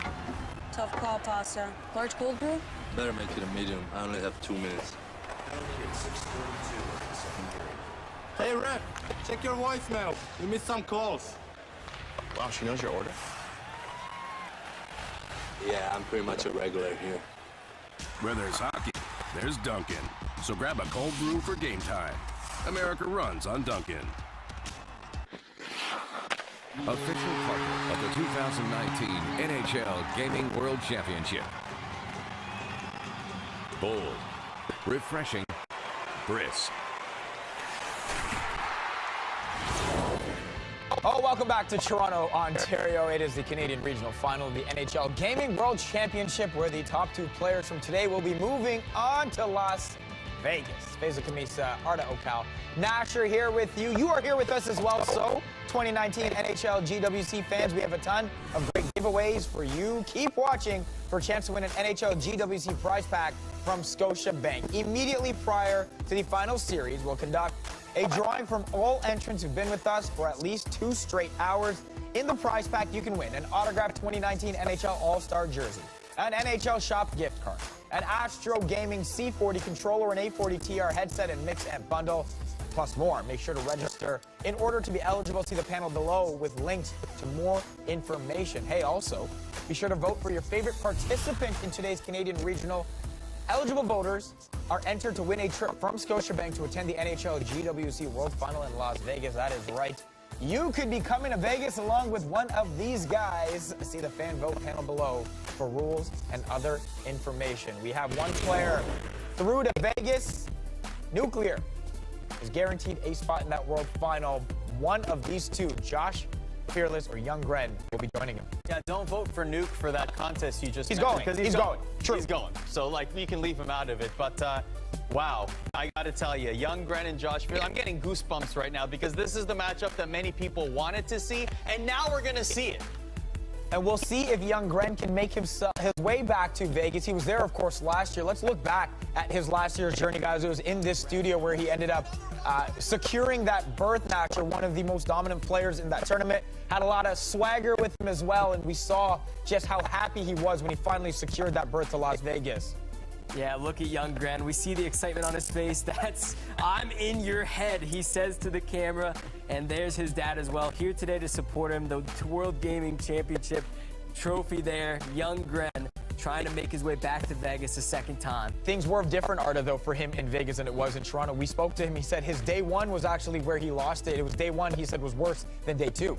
He actually, as a result of that, that was motivation for him to make this tournament again, hoping that Season 2 of the NHL GWC would be announced and using that heartbreak from the grand finals in Season 1 to motivate him to sit exactly where he is right now. Well, he wants to sit in Vegas, and we know who he wants to prove it to as well. He told us he wants to prove it to Eki, the European champion, the world champion, who tweeted, I don't know, he tweeted questioning whether or not Young Gren was as good as those rankings provided, as good as the reputation preceded. So he's got some deep motivations, and so far it's proven to work out for him. He is, we know, one of the best, and he showed it in his first 2 games as well. Yeah, Young Gren feels like he's a top 2 player in the world right now, and we've seen him win a lot of individual tournaments. Obviously, going against guys like Eki over on the European side, they have completely different game styles, gameplay, and just how they go about themselves. And seeing them go head-to-head will be very interesting, whether it's Young Gren or Josh Fearless. We know both these competitors certainly are good. Hey, Young Gren punched his ticket to Vegas last year from this regional. He's now looking to return to Sin City as Canadian champion, he says, and we know he's not a quiet player. Here's more on Young Gren. I'm Matthew, and I'm from Quebec City. I'm still in high school. I still play hockey, but I'm, I guess, a pro gamer. I'll try to focus on defense this weekend because I know I'm really good offensively, so if I play good D, then the goal should come. We are close to getting into our second match here, second semifinal match, Young Gren and Josh Fearless. The winner is moving on to Vegas. Let's first set it up a little bit more. Again, both of these two elite players are in this NHL community, both of which would be very deserving to be in Vegas in the World Final. I have to say it's 50-50. They said they were 50-50 in terms of their online play. I know Gren has had the advantage in person. We'll see how it plays out here. But prediction-wise, you got to be 50-50 as well as we take a look at the head-to-head here, Nasher.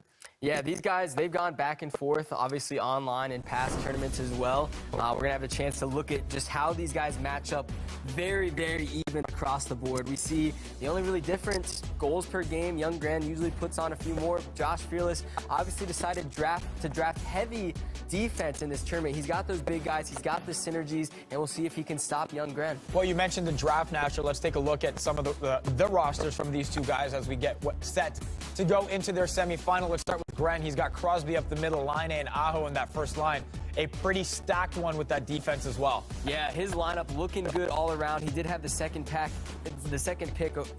in this draft. Decided to go with Sidney Crosby. You can see the stats on this card, absolutely unbelievable. Really the difference maker in this tournament, 93 skating, 93 shot, 96 hands. We're gonna see him use his L2 a lot, find some space, and whenever he gets a good chance with Crosby, he's gonna bury it. On the other side, Josh Fearless's roster, nothing to sleep on as well. It is stacked. He decided to go with Ovechkin first and then load up on some defensemen. He mentioned about, we talked a lot about how he was very synergy heavy. Every single one of his players is synergy activated, a lot of hitting, a lot of checking, big players to make sure to get that play. Alexander Ovechkin, of course, he was available in the draft, and that's why Jafir wasn't even planning on picking him, but had to, because Ovechkin is undeniable when you look at those stats. 95 shot, 94 checking of a big player like Ovechkin with the shot that Ovi has from his office to the top of the faceoff circle. That's almost impossible to stop. Arda, you asked a little bit ago for people in the chat to put their predictions.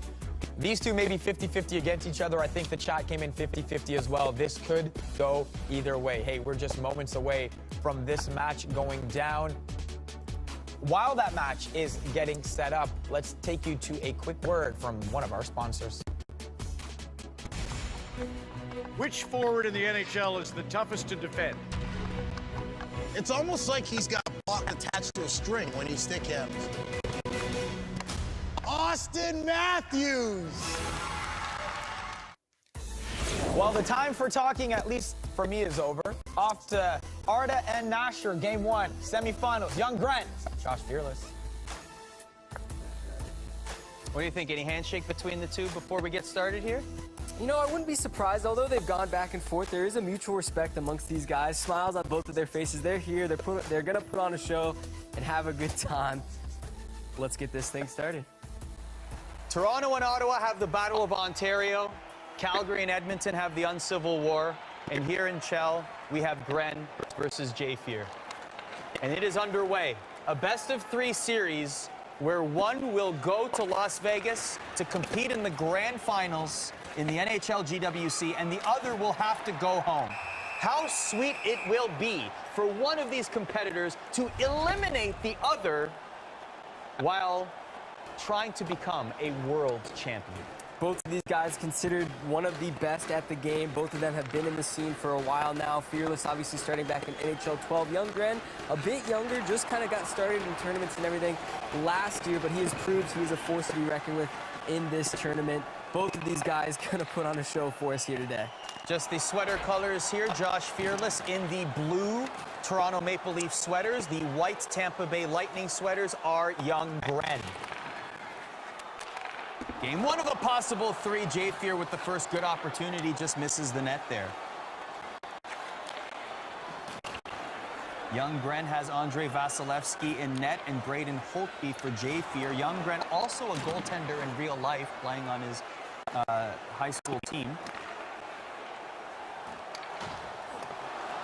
You may have noticed, actually, that Young Gren has lost a little bit of weight since we last saw him. He said that soda is the difference. He cut soda from his diet. He's also been going to the gym more.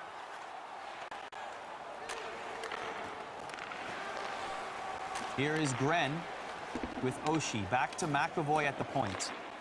To Oshie again. Landeskog scores, and Gren is on the board first. It's 1-0. Wow, nice play. Able to keep it in at the point, gets it down low, cuts it across the middle of the ice. Lots of open space there, and a one-timer on the far side. Young Gren with an early let's go.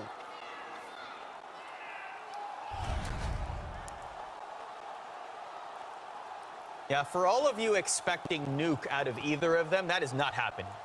This is going to be, I think this is only the beginning. Just a hunch. Here's the Great Clips family room as Bones and Sleeves are celebrating there. Nuke is watching along as well. Family members there. Sylvan, dad of Young Gren, celebrating along. Nuclear, by the way, still stone cold through that first goal. Time of the goal, 6 minutes, 29 seconds. We talked about the history between these two competitors, Nasher. Take us through their land competition starting at the Ed Snyder Cup. It seems as though Josh Fearless threw up a 3-0 sign after winning the first game, but then after that... A lot of drama there. Yeah, Josh Fearless with, you know, a little bit of showmanship, puts up the 3-0, but no, Young Gren fought back. He was the champion of the Snyder Cup, won the Leafs and the Wild championship as well, and came in second in Chicago. But you know who won Chicago? Josh Fearless. Indeed. A storied history between these two, and it continues here in the GWC. This certainly the biggest stage that both competitors will have played on, definitely against each other, and this will be a power play for Gren. 9:50 left in the first. Game number one, Gren with a 1-0 lead. Here is Jayfear, though. Gren takes the puck again.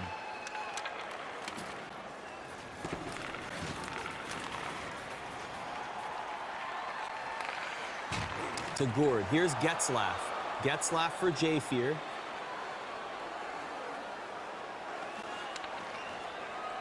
Loses it to Gren. Gren has it up to Werenski. Zach Werenski, a buddy of yours, a formidable NHL19 player also. I'm just going to say it's Zach Werenski, one of the best NHL19 players that actually plays in the NHL, you know, on the scene. The guy's incredible at this game and incredible in game as well. And speaking of Werenski, he has the puck for Gren. Looking for that pass to Landeskog. A little sneaky attempt there. Doesn't get through, however. Here's Riley for Josh Fearless. Riley, the only Toronto Maple Leaf on Jayfear's roster, has 22 teams represented. That'll be another power play for Gren. Early penalty trouble for Jayfear. Yeah, it looks like Gren's offense, as we can see, he's entering the zone. He's going to L2, backwards skating quite a bit as he enters the zone, and that's just causing a lot of penalty trouble there for Fearless.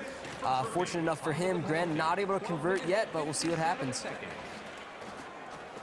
Was mentioning that. Look at the rebound there, and Jayfear scores! And you can see the emotion there. He's fine. He's fine, everybody. He's all right. And he also tied the game. Jayfear almost fell out of his seat on that one. The excitement on the PK. Sometimes you just got to throw pucks at the net. That is what he did there, and it leads to a golden rebound opportunity. Well, many of us are watching this at the edge of our seats, and Josh Fearless is playing it at the edge of his. So there you have a tie game. You would expect nothing less being a tight game between these two competitors. With Gren on the power play, by the way, so a shorthanded tally. So Gren still has an opportunity as the man advantage. Here, look at that, dancing around the defense, and at the doorstep doesn't get it through. Oh, my word. Meanwhile, Pettersson at the doorstep again. Gren still has it. A pass to Landeskog between the hash marks. Stahl brings it out for Jayfear. Doesn't get anywhere, though. Here's Landeskog. Landeskog to Oshie. Kreider has it now. Here's Stahl back to Kreider for Jayfear. The penalty is over. Back to equal strength.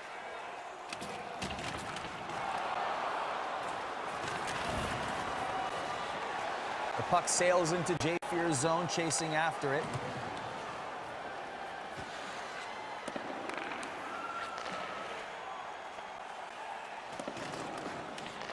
There's Dahlin between the legs to Line. Here's Aho. Aho muscled off the puck, but still has it. Looking for the one-timer and misses the net. Oh my goodness, that was almost a dreadful goal. Jayfear almost giving up the puck right in front of his net, and Gren swatting it into the open net. That was almost extremely costly right there. You just can't do that against either of these competitors. Here's Buchnevich, a one-timer in front of the net. Meanwhile, back comes Ovechkin with seconds to spare. Maybe time for one more opportunity, and it won't. It's tied at 1 after 1. Are you not Grentertained? What do you think? No, that was that's not a no-go. No? I Hashtag fails. Of course, Arda liked it, Nasser didn't. You know what? That's how you know that's a bad line, right? That's how you know that's a bad line. Look, in the Great Clip Friends and Family Room, we have last year's winner watching on. That's Fool in the house, holding it down, representing the Canadian champions. One of these two, Josh Fearless and Grant, looking to be that as well. Period 2, underway.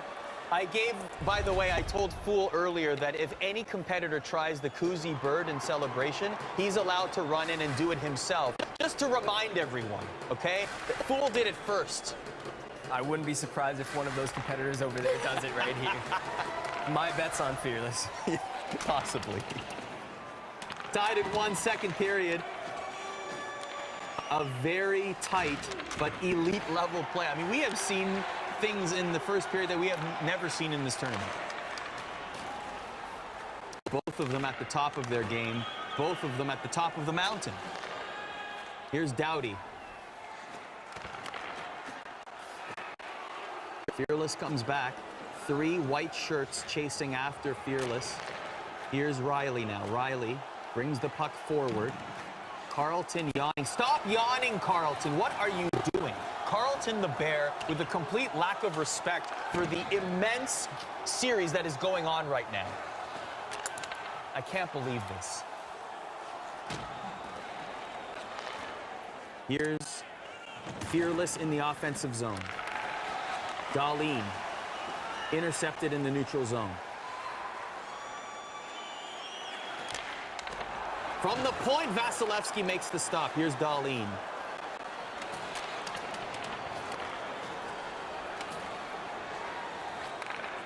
Pettersson. Pettersson pushes through. At the doorstep, a pad save made by Braden Holtby. Creative plays by Ljunggren there. A couple spin moves, able to get a good one-timer, but a huge save by Holtby. Grant not able to get anything to go. Let's see what Fearless can do here. A partial break. The shot rings off the bar.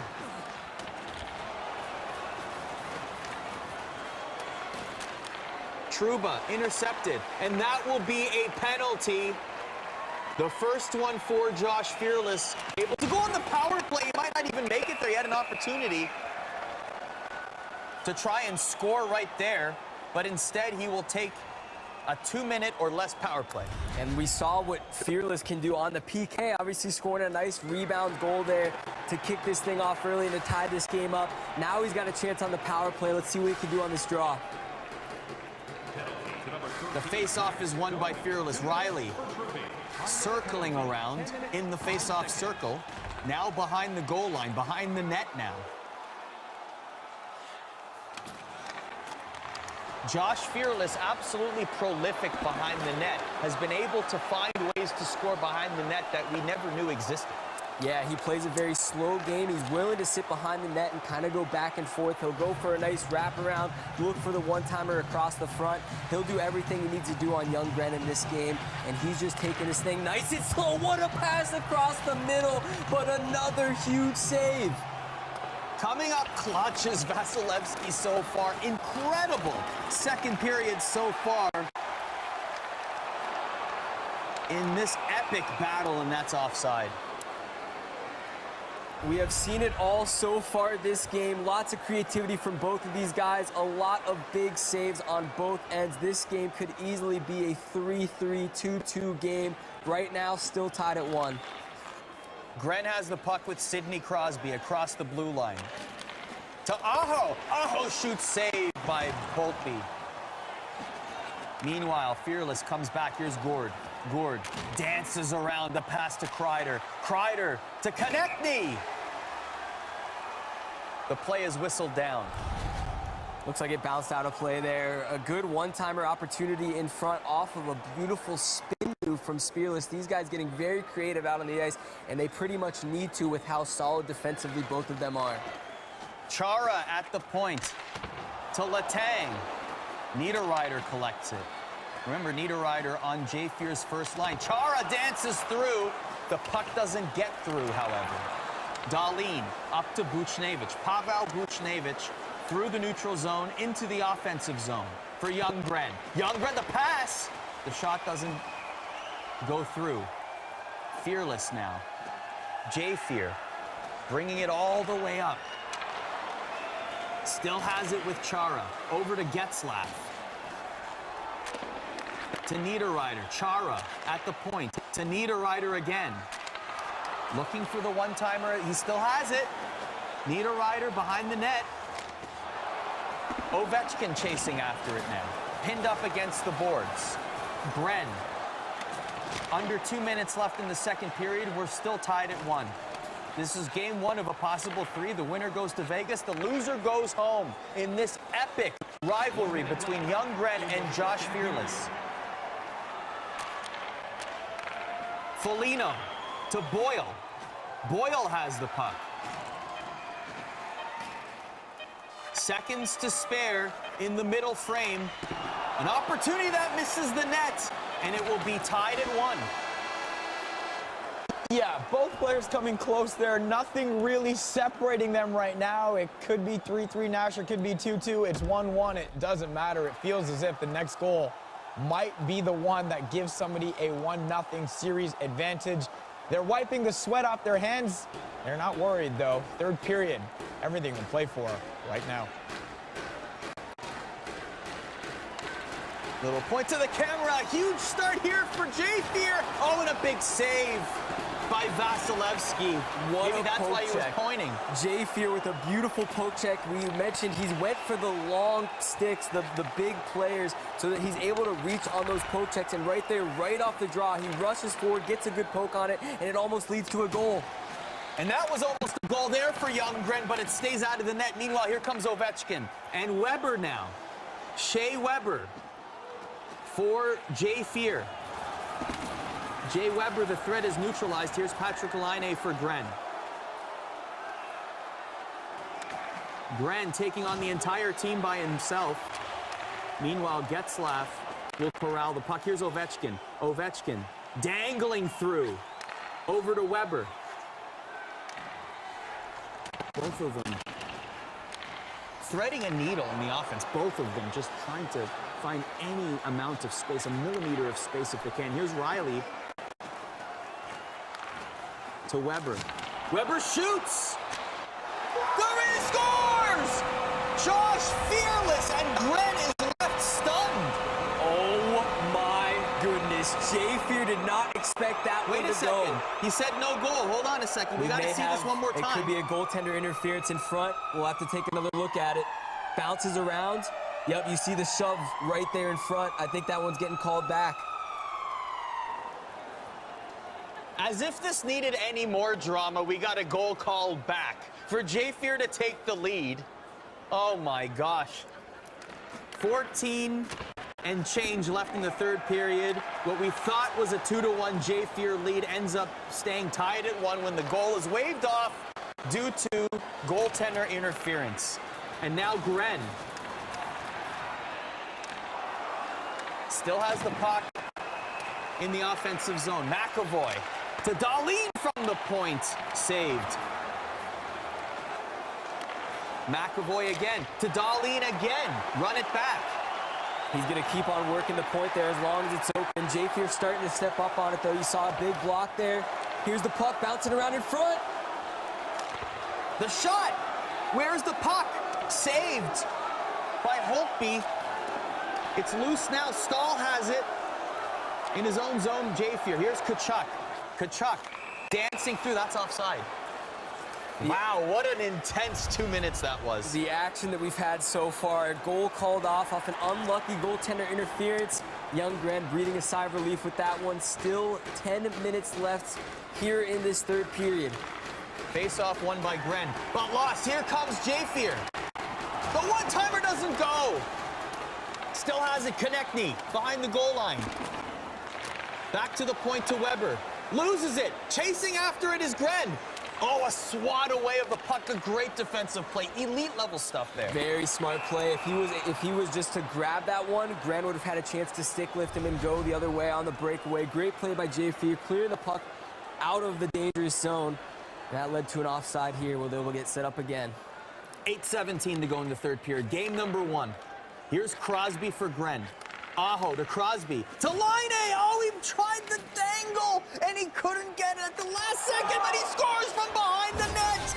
Gren with Aho makes it 2-1. Never give up on the play. Young Gren tried to go for a one-hander, was shut down. Puck went behind the net. Instead of forcing the pass, he went directly for the wraparound. Gets it there on the short side. What a goal to put him up in this one.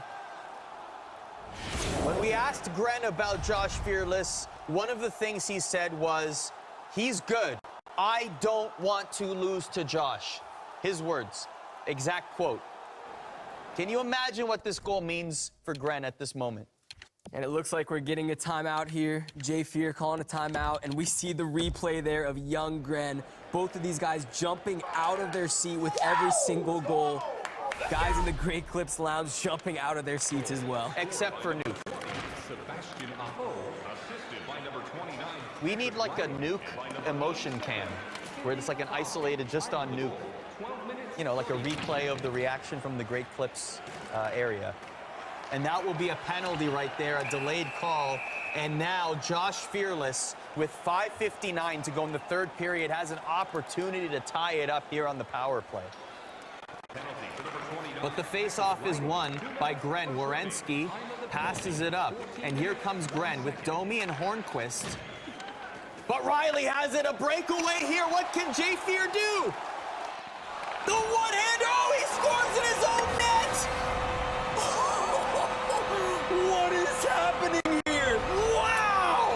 Goes for the one-hander. It does not go, but a bounce off his own skate from Young Gren, and that one finds its way to the back of the net. Look at this one more time. If we can get a good look at it, maybe we won't. We'll show it to you later. You gotta look at that emotion. It was the agony of missing the one-hand tuck, but then the ecstasy of getting a lucky bounce like that to tie the game with 5 minutes to go in the third period. It truthfully does not get any better than this. Back and forth action. A beautiful one-hander attempt, not able to get it go, but Jay Fear not giving up at the play either. Both of these guys burying some beautiful goals in this one. Do you think Jay Fear cares at all how he scored that second goal? Absolutely not. He got one called off earlier. You knew he wanted to get that one back. Now we'll see if he can get another here with just under 4 minutes remaining.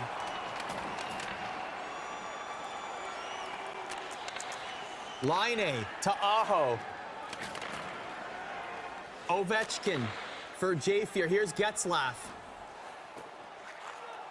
Getzlaff creating space, a save there by Vasilevsky. Gren has it behind his own net. Here's Aho to Pettersson. Riley has it for Jay Fear. Here's Getzlaff again. 1 minute to go in the third. We're getting into just kidding territory. Here's Niederreiter for Jay Fear. A glove save by Vasilevsky will pass it up, and that will be offside. Tell you what, that was a big play from Gren there, shooting it out of the zone with Vasilevsky. Instead of covering it up there, instead of playing it out and risking a goal from Fearless, he gets a face-off outside of the zone. Letang. 40 seconds to go in the third. We are tied at 2 in game number 1. Dahlin for Gren. Pettersson doesn't get through. Here's Sagan for Jay Fear. 25 seconds to go. The one-timer misses the net. Pettersson for Gren. Will try to get it through. Has it there with 10 seconds. Here's Dahlin circling through the offensive zone. Maybe time for one more opportunity. The clock is ticking away. Here's Crosby. Nothing doing. And yes, Faisal, I am Gren-tertained. It sounds so much worse when you hear it versus when you say it, you know? We can keep this one straight, boys. We are so entertained, and it is overtime. Fittingly to decide, the chat loves the just kidding comment, by the way. So shout out Arda. No Kyle there. Overtime, Arda. Let's go. Did you expect anything else? Incredible. Game 1, the drama builds. We are in overtime. Next goal wins this game and takes a 1-0 lead in the series. Perhaps EA Sports NHL's biggest rivalry. Young Gren, Josh Fearless. Very safe to say, right, Nash? 100%. Seeing the emotion coming from these guys. There's more on the line than just a trip to Vegas. This is years and years of this rivalry built up. You see every time they're scoring, they're getting out of their chairs screaming. And one last goal here is going to seal the fate for game number 1. Here comes Jay Fear. Through the neutral zone. Poke checked away. Has it there. The shot misses the net. Sagan chasing after it. Getzlaff swats it back to the point. Great play there by Jay Fear. Trying to create some space. Has 3 shirts chasing after him smartly. Passes to the point. Vasilevsky with the stop. Dishes it off to Werenski behind his own net. Here's Gren. 14 minutes to go in overtime number 1. Doughty to Pettersson. To Oshie. Oshie with a partial break. Will circle it back around to create more space for himself. And it'll be a power play for Younggren. Draws the penalty. Big play from Younggren. I thought he was going to go for the one-hander. He figured, hey, there's not enough space. I'm going to loop around, try to find something else, and that's what led to that penalty. Face-off won by Gren. McAvoy. The puck sails behind the net. Jafeer looking to clear it. Chara finds Stahl to Kreider. Into the neutral zone now. 30 seconds gone on the power play. Chara. Jafeer brings it forward. Killing more time. Will just chase after. Perfectly happy to do that. Halfway through the power play. 12 minutes to go in overtime. Great puck possession by Jafeer. Essentially killing off this penalty. Gren not happy with that, and that will be icing. Wow, this penalty kind of going to waste here for Younggren. The power play obviously hasn't got even a single shot on net yet, and I think we're down to, what, 23 seconds remaining on this power play. He's really got to get up the ice and make something happen fast. The quick one-timer saved by Vasilevsky.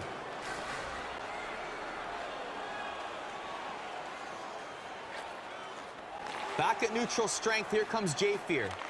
Up to Riley, Morgan Riley. Takes the puck through the flank. Back to Riley again. Riley scores! Jafeer takes game number 1. What a finish from Jafeer, waving the towel around and eyeing the camera. This guy is in his zone. 1-0 Jafeer in this series. Younggren trying to control his goalie to prevent that from happening, gave him the space, and Jafeer, of course, burying it.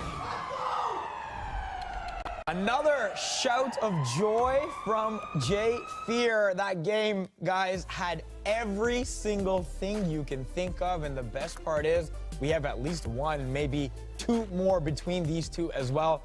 We talked about it. The power play in overtime, you mentioned it, maybe went to waste for Younggren. Immediately after it ended, Jafeer was ready to score that goal. Yeah, how about Jafeer? Under pressure, especially with Gren, he manually controlled